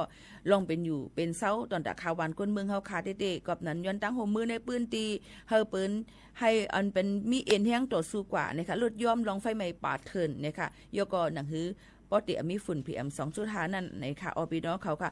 ง่ายๆเลยตีตัวเฮาคานั้นมีหลายรองนะคะมีอยู่5รองจ้อมกันในนั่นค่ะหนังหือปอติลดย่อมในค่ะมาถ่อมจ้อมกันนะคะ5เฮ็ดนะคะหนังหือปอติลดย่อมนั่นนะคะเนาะ1ก็นะคะเฮ็ดอย่าไปกว่าจุดไพ่ใหม่ป่าเถินกวยเยอะยุกยักในนั้นค่ะเงื่องแวเป็ดลองตั้งเจ้าในเงื่องแวเป็ดการจุดเต้นหอมเนี่ยค่ะในปืนตีอันมียาแห้งว่าจำเจ้าในค่ะอย่าไปกับเปียดกลเลี้ยนยาวไว้ในปืนตีอันที่ไม่มันแห้งเสือจางล่ามกว่าเป็นไพ่ใหม่ป่าเถินไรอันนี้ห้ามเนี่ยค่ะเนาะเทียงข้อที่2ซ้ำไหนลวดย้อมในนั่นค่ะการเผาเนี่ยค่ะบันเผาไม่ดอกการโซนไฮหน้าในสวนเนาะค่ะตั้งเสกเนี่ยค่ะก็ให้มาใจเป็นจู่ตุ่มกันไว้เสมาเฮ็ดเป็นฝุ่นสภาวะเตตื้อแคมดีนะคะเยาก็เฮารู้รวมถึงไฟใหม่อันที่มันติจังล่ามกว่าอะไรนั้นให้กว่ามีอันเฮไฟเยาก็ให้หมดให้ขึ้นตันกำเหลวในนั้นค่ะข้อที่3ซ้ำเนี่ยค่ะปันจุดไฟเนี่ยค่ะปันจอมหิมหอมอันที่ไฟมันจังล่ามกว่าอะไรง่ายในนั้นค่ะรู้เลยเพราะว่ารู้มีลองลำลองรู้เลยจุดเนี่ยก็รู้เลยห่างแห่นรู้รวมถึงว่าอย่างให้ขึ้นตันกำเหลวนะคะเยาก็ให้หมดไฟนั้นลุยนำกำเหลวเพราะเขาขาดออกกว่าในปืนตีนั่นสังเกตว่าเขาขาดอยู่ในเถื่อนนี้เขาใส่ไพ่พื้นไพ่อย่างว่าเขาก็รู้เลยหมดไฮใหญ่นะคะเนาะไฮไลท์นะคะข้อที่4ก็พี่น้องเขาก็เฮ็ดแนวกันไฟนะคะลวดย้อมนะคะหนังคือไฟปกติล่ำกว่าแทงต่างตีนะคะเป็นคุดห้องเฮนะคะเอาไม่เฮียงนั้นมาเฮ็ดไว้เฮไม่ปืนตีเฮโยก็เฮามีไว้นำในวงกลางนั้นมันก็ติดตื้อแคมดีในนั่นค่ะข้อที่5ซ้ำโฮมมือนะคะรูหลอมด้วยถึงโยก็แจ้งปันเจ้าหน้าที่เขาเพราะว่าหันไฟใหม่ป่าเถินในนั่นค่ะสังว่ามีไอไหม้มีไฟไหม้เนี่ยก็ให้คัดเจอกับสืบกว่าลาดปันเจ้าหน้าที่ป่าไหม้เขาอบต.นั้นก็ฝ่ายหมดไฟใหม่ป่าเถินเขาที่สำเฮือนเอาขากำเหลวหนังคือบ่ได้กุมทิ้งมันให้เลยขึ้นตันกว่ากำเหลวจึงหนังไหนในนั่นค่ะนี่ก็เป็นในตอนการลีเอามาฝากตวนจุดถึงพ่อแม่ปีน้องๆเขากูก็กูกลจึงหนังไหนค่ะเอาพี่น้องเขาค่ะเฮาค่ะก็ตีเลยผาดยันกันเย้าค่ะนะพี่น้องเขาก็ตีเลยผาดยันกันเย้าในนั่นค่ะเนาะก็ค่ะพี่น้องเขานั่นในนั่นค่ะเนาะตอนดังเจตอนเก่งใหม่ก็ยังตึก สืบกว่าตั้งหน้าและห่มมือกันกูฝ่ายแก้ปัญหา PM 2.5 อันเตมันกำเหลวนั้นให้คัดเจอขึ้นด้านเอาเตยกำในในนั่นค่ะเอียก็คัดเจอเนี่ยค่ะบอกลัดถึงว่าให้มีรองเฮกังนะคะกุมทิ้งไฟไหม้ป่าเทินนะคะการเจอปักเบิงหมายมีเอียก็รู้ล้อมได้ถึงไปอยู่ลิคาวันก้นเมืองเขาอีกป้าดังเฮอมีรองลำรองเอียก็รู้ล้อมได้ถึงก้นอันมีตั้งเปลี่ยนไว้อยู่จับตูนั่นให้จำนะคะหนังหือปอดเดรถย้อมมีรองตุ้มเตอกูฝ่ายนะคะว่าได้เป็นรองข้าวยำตะเหลียวในได้เป็นซึ่งหือมากกว่าลียังตึกอยู่ในคักตอนตีหรือเลยโฮมมือกันกูฝ่ายลดย่อมการเผาเผากูลองกูอันไหนค่ะดูล้อมได้ถึงป้ายอยู่ลีกันหนังหือตั้งเจดอนเก้งใหม่ตีมีจันล้มถวยใจอันดีขึ้นมาเทียงกำนึงในนั่นค่ะในตอนการภาษาความใต้เนี่ยค่ะช่วงฟ้าใสไร้มลพิษเนี่ยค่ะฟ้าใสมีหมอกควันนั่นตอนแต่ในวันเมื่อในข้าวยามมดเซ็งกว่าเย้าขาปอแม่ปีน้องๆเขายินจมขอบใจกูก้นแลย้อนเฮาปอแม่ปีน้องเขานั่นอยู่ลีกินหวานในนั่นค่ะกั้งยานเพ่เขียนกันกว่าอะไรไปอะไรก็ให้มีลองหลอดเพเนี่ยค่ะฝากถึงกูก้นเจ้าหนังไหนค่ะในวันเหมือนในขาวยิ่งโมขาวนุ่นผัดยันปอแม่ปีน้องๆเขาเมื่อกว่าก่อนเย้าคาจ่องขึ้นมาหบมัดทุบจ้อมกันเทียงค่ะในวันเหมือนในยินโจมขอบใจเสผัดยันพี่น้องเขาเมื่อกว่าก่อนเย้าค่ะมอนค่ะขอบใจค่ะ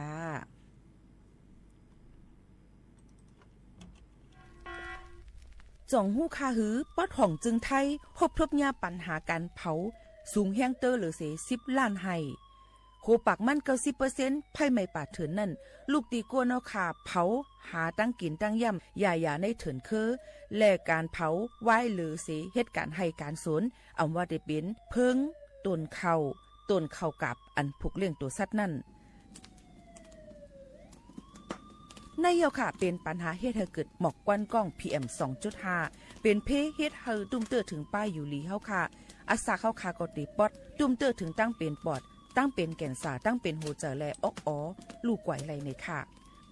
ห้องการป้ายทรายและเทคโนโลยีตั้งเมืองจึงไทยย้อนผิดหมอกให้ปอแม่พี่น้องเขากึดลือการเผาปันจันล้มแสนเซออันลีตาลูกตาลานเฮาค่ะจอมตอนโครงการวางแผนการเจอตีลินตาเตลดย่อมฝุ่น PM 2.5 เลยตั้งมุมมองไฮรีเสวชสำนักงานวิจัยแห่งชาติ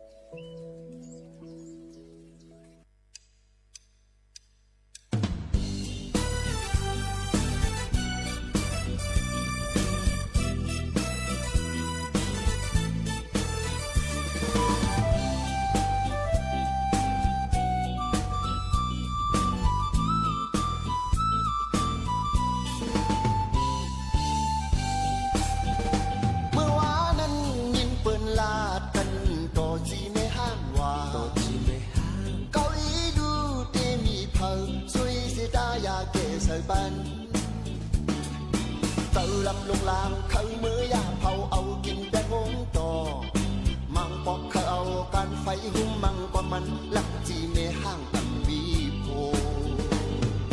บองในเตะปล่อยผวังปันบองหน้าเตะอำลัดขวางกันโตเมโตเกโตกึดโตเลโตลำโตขาวหน้าอาอูเอาตั้งห้องคงกินตามกับเรา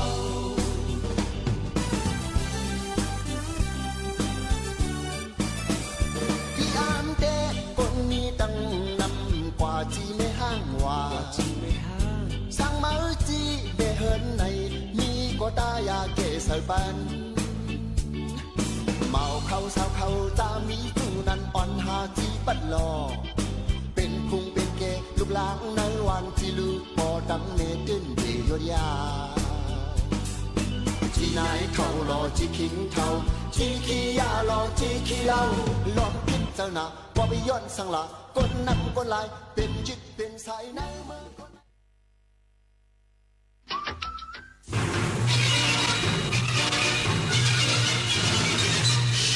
สถานีวิทยุกระจายเสียงแห่งประเทศไทยและเครือข่ายทั่วประเทศเสนอข่าวต้นชั่วโมงรู้เร็วรู้จริงเกาะติดทุกสถานการณ์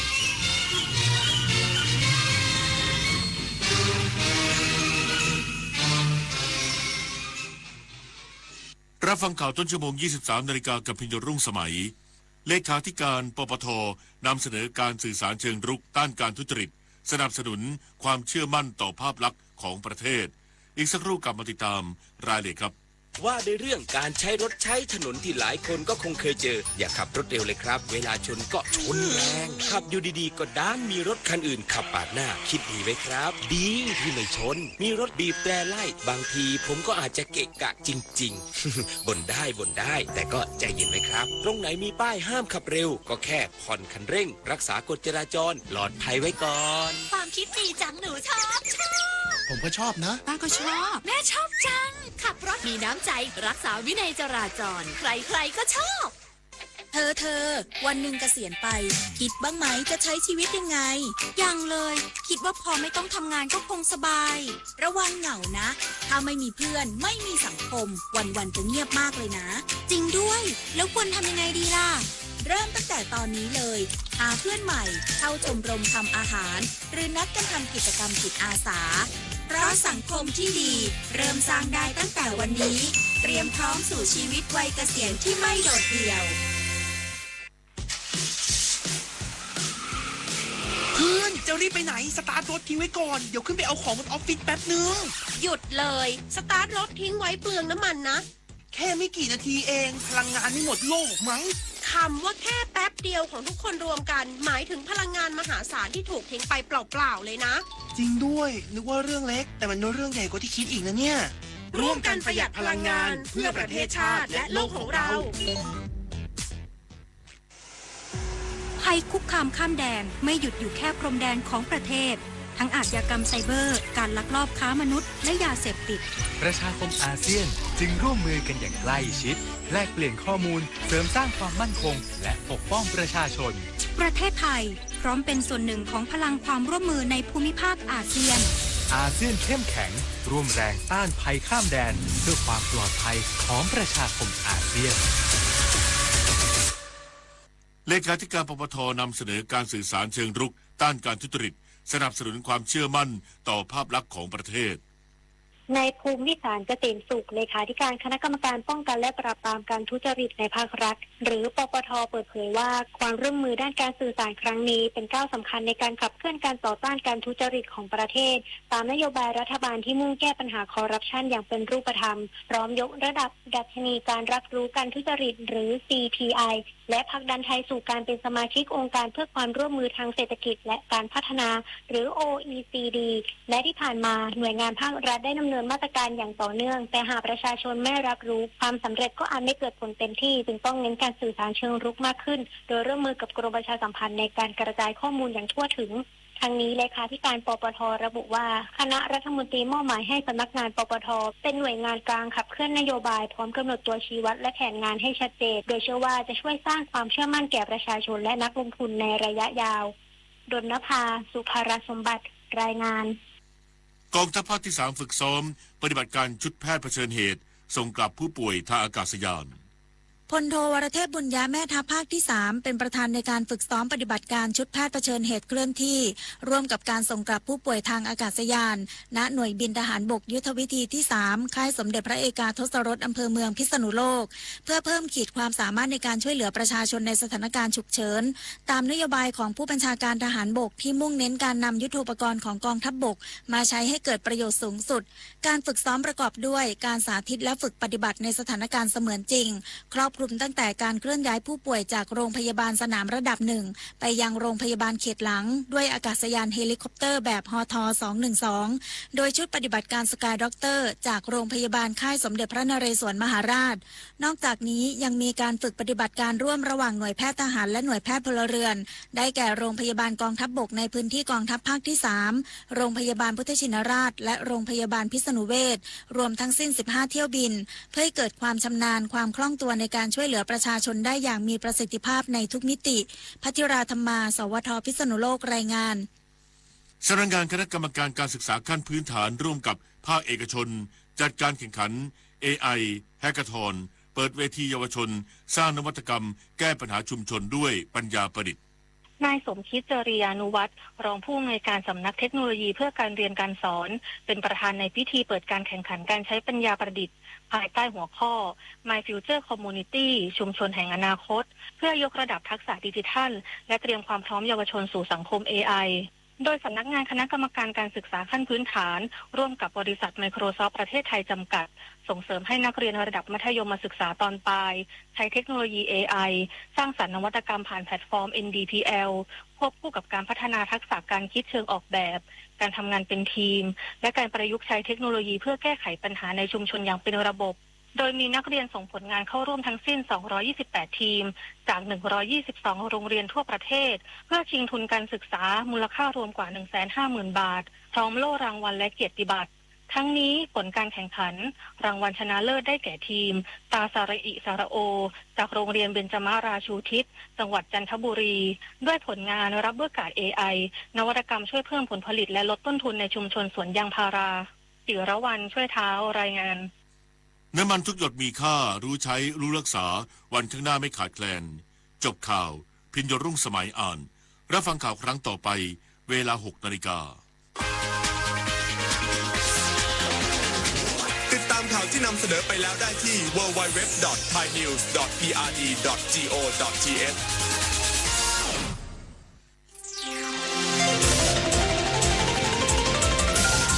วิทยุแห่งประเทศไทยให้ความรู้คู่ความสุข ต่อไปนี้ขอเชิญท่านฟังรายการเพื่อนฝันดำเนินรายการโดยจารุลินมุสิกพงศ์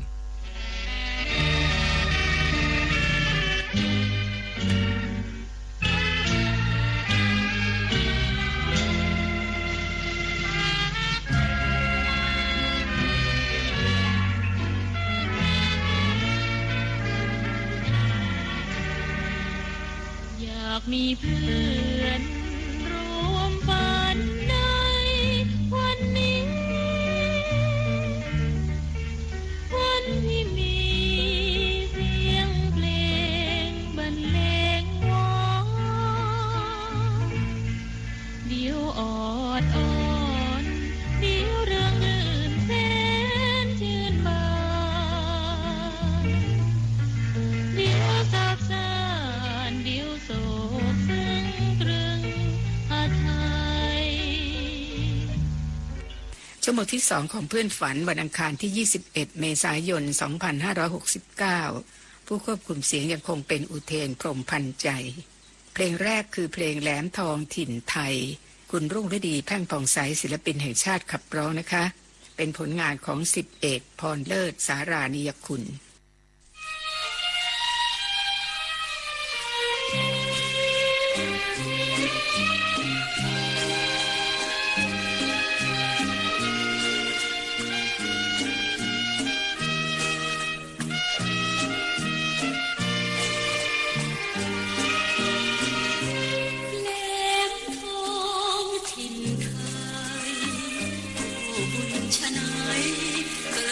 ลูกไทยล้านไทยเกิดเมืองสวรรค์บนดินสมใจอธิปไตยร้องให้เสรีพี่น้องแหลมทองถิ่นไทยได้อยู่อาศัยปู่ย่าตายายคุ้มครองด้วยความสุขล้นบนพื้นดินทองท่านได้ปกป้องครองไว้คนไทยนานมาแหลมทองถิ่นไทยสมชื่อชะไหนคุ้มเงินคุ้มทองล้ำค่าปลาในหนองข้าวในนาพันยาทรัพย์สินนานาสมบูรณ์อย่างดีแหลมทองถิ่นไทยประชาสดใสใต้ร่มพระบารมีถิ่นไทยแดนโพต้องสามัคคีหากใครย่ำยีชีพนี้พี่ป้องแดน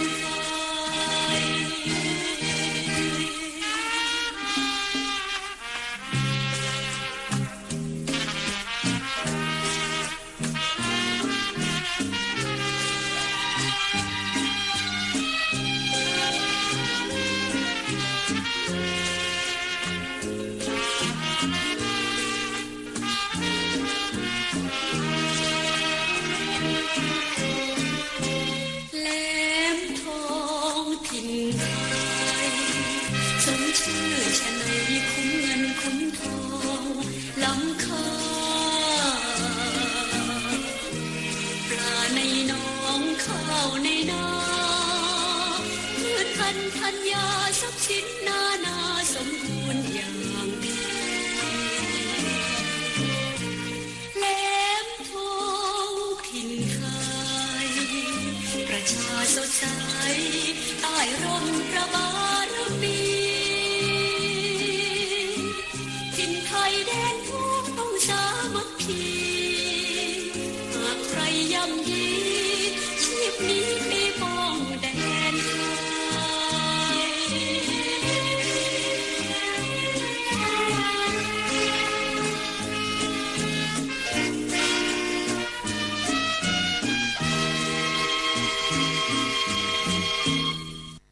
นั่นคือเพลงแหลมทองถิ่นไทย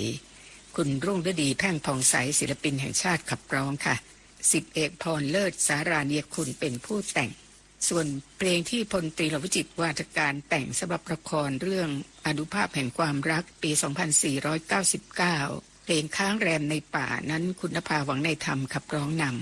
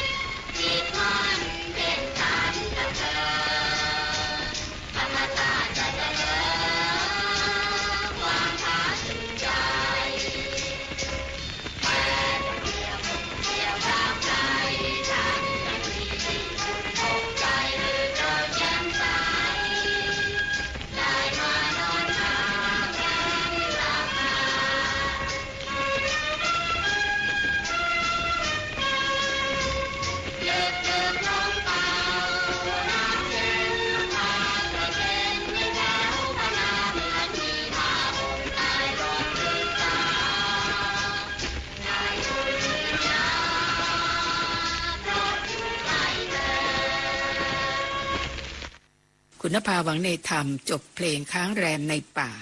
ผลงานของพลตรีหลวงวิจิตรวาทการจากละครเรื่องอนุภาพแห่งความรักปี 2499 จบไปแล้วนะคะท่านผู้ฟังคะวันนี้ 21 เมษายนตรงกับวันคล้ายวันเกิดของนักร้องท่านหนึ่งคือคุณมณีนุช เสมรสุดนะคะเกิดปี 2504 ค่ะเป็นนักร้องแนวป๊อปโซปราโนแล้วก็โซลได้หลายแบบเลยนะคะจบการศึกษาทฤษฎีดนตรีจากสหรัฐและด้านเทคนิคการใช้เสียงค่ะจากนั้นก็ได้รับการฝึกเสียงจากแคนาดาเมื่อกลับมาถึงเมืองไทยก็มีผลงานเพลงได้รับรางวัลนักร้องสมัครเล่นยอดเยี่ยมแห่งประเทศไทยแล้วก็ยังได้รับรางวัลนักร้องสมัครเล่นยอดเยี่ยมแห่งเอเชียจากการไปประกวดที่ฮ่องกงเมื่อปี 1980 ด้วยนะคะเราจะฟังเพลงของคุณมณีนุชกันช่วงนี้2 เพลงก่อนค่ะรักที่หลุดลอยและคอยรักคืน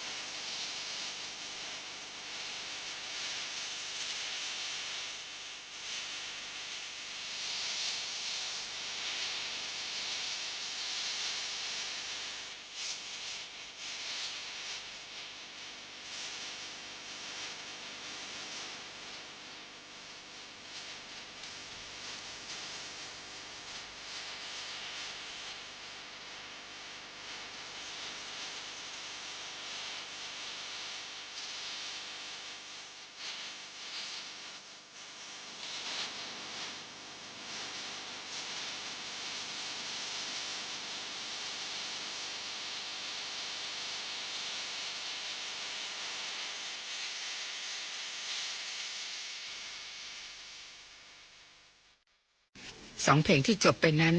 รักที่หลุดลอยและคอยรักคืนเป็นผลงานของคุณมณีนุชเสเมรสุดนะคะ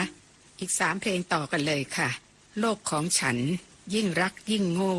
และเพลงที่3เป็นเพลงลูกทุ่งนะคะจากการขับร้องในคอนเสิร์ตครั้งหนึ่งค่ะ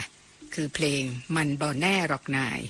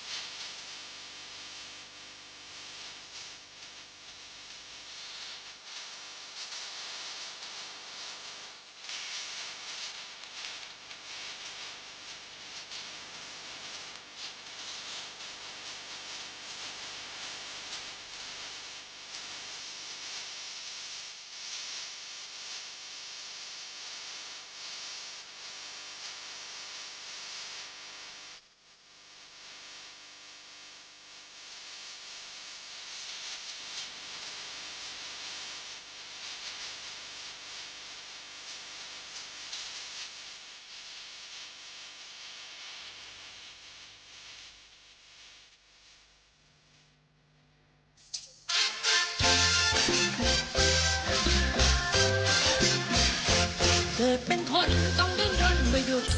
โลกมันนอนแล้วมันบ้านแน่บ้านนอนสิ่งแน่แท้ก็คือกองกอนถ้าหากได้นอนแล้วก็ได้นอนแน่บางมีเงินเที่ยวสิเพลินสนุกให้เราที่คุกเราต้องกินข้าวแดงบางมีรถราราคาแพงชอบขับแรงๆเลยไม่ชนกันตายโอ้ยมันบ่แน่หรอกนะเตรียมเสียงไว้นะคะ คนชื่อน้อยโตใหญ่ก็มากมี คนชื่อมีทุกอย่างก็เหลือหลาย คนชื่อบุญหลายตายไปเมื่อวานนี้ คนที่ตายก็ต้องเอาไปฟัง คนที่ยังก็ต้องทำความดีโอ้ย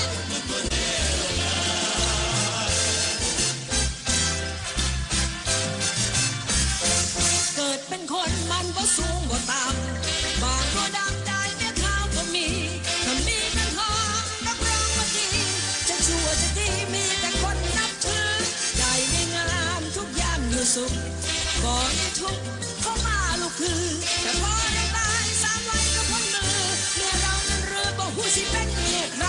โอ้ยมันบ่แน่หรอกนะ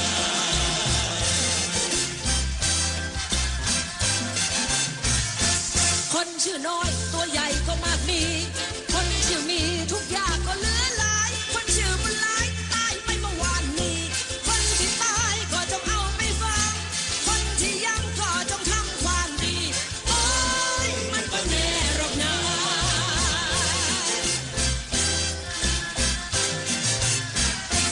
เกิดเป็นคนมันก็สูงกว่าต่ำบางก็ดำได้เมียขาวก็มี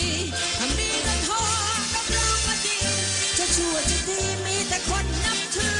ได้ในงานทุกอย่างอยู่สุขต่อได้ทุกข์เข้ามาลุกคือแต่พอได้ตายสาไว้ก็พ้นมือเมื่อเรานั้นเลือกว่าหูสิเป็นเมียใครโอ้ยมันก็แน่หรอกนะ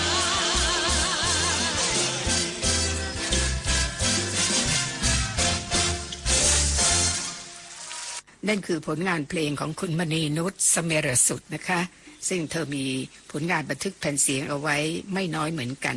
แต่คืนนี้เราจะฟังเพียงแค่นี้ค่ะ คราวนี้ฟังคุณชรินทร์นันทนครศิลปินแห่งชาติขับร้องเพลงผลงานของครูประเทืองบุญยประพันธ์เพลงลมจ๋าบันทึกเสียงปี 2503 นะคะ คุณไพจิตรอักษรณรงค์เพลงดอกไม้ป่าเป็นผลงานของสิบเอกพรเลิศสารานิยคุณ เพลงที่3ซบซวงพี่คุณสุเทพวงศ์กำแหงศิลปินแห่งชาติขับร้องค่ะครูประเทืองบุญยประพันธ์เป็นผู้แต่ง3เพลงนะคะ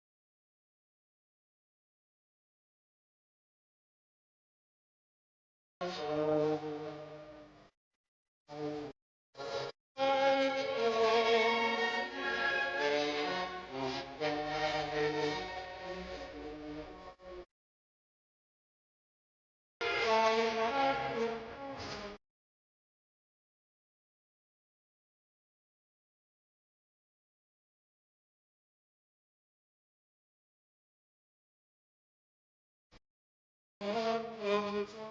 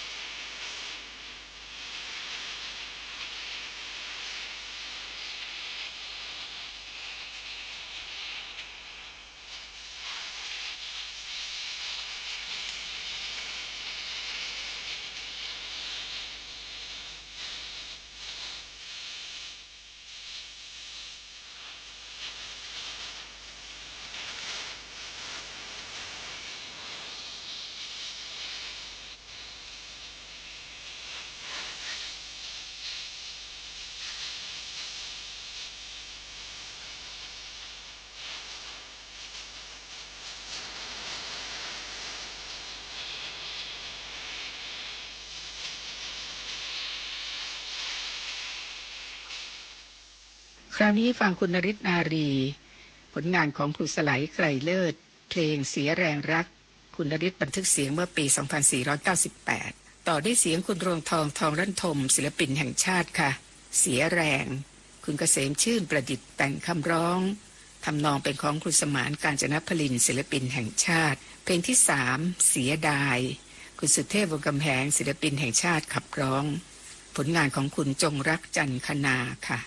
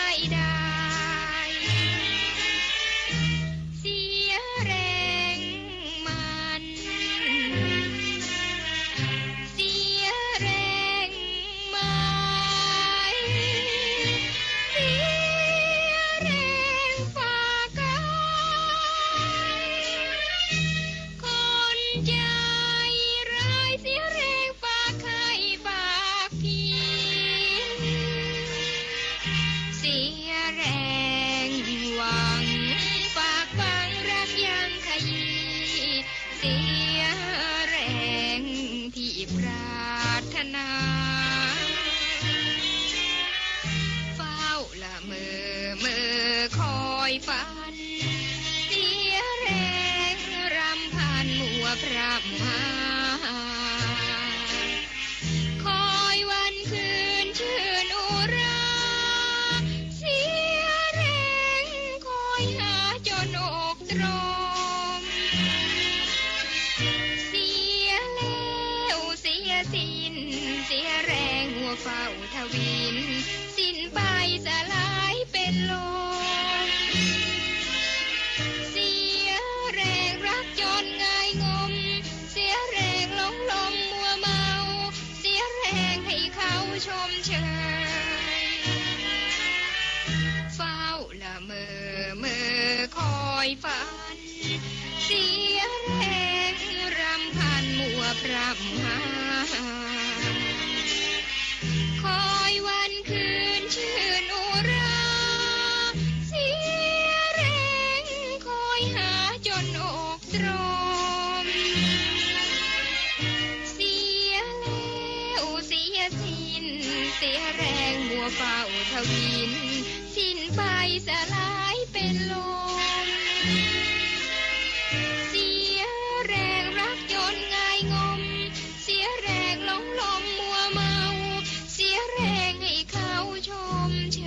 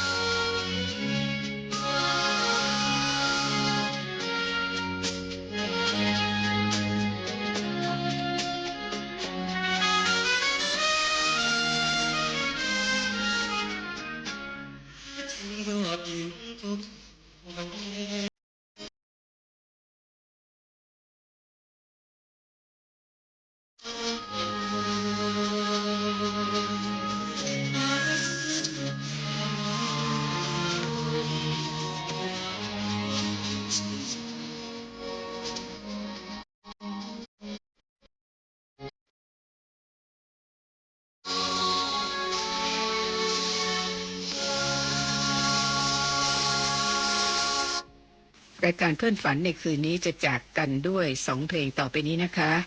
คลื่นลมเป็นเพลงเก่าผลงานของครูพินพวงนาคคุณเป็นศรีพุ่มชูศรีศิลปินแห่งชาตินำมาขับร้องอีกเพลงหนึ่งผลงานของครูพินพวงนาคเหมือนกัน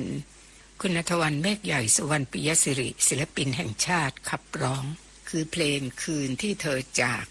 รายการเพื่อนฝันในคืนนี้อุเทนพรหมพันใจดิฉันจารุลินมุสิกพงศ์พบกันใหม่ในวันพรุ่งนี้สวัสดีค่ะ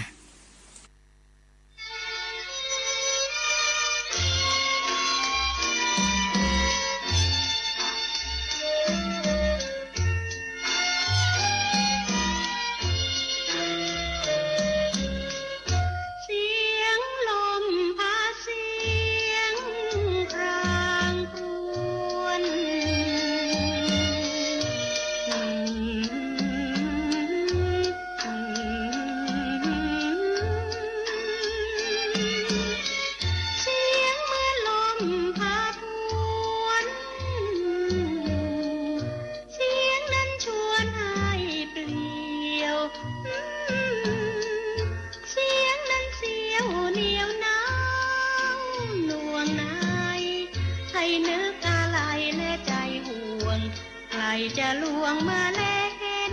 ว่าหนาวเย็นเป็นชะไหนน่าใจหายเสียงลมประสมเสียงเพียงคลื่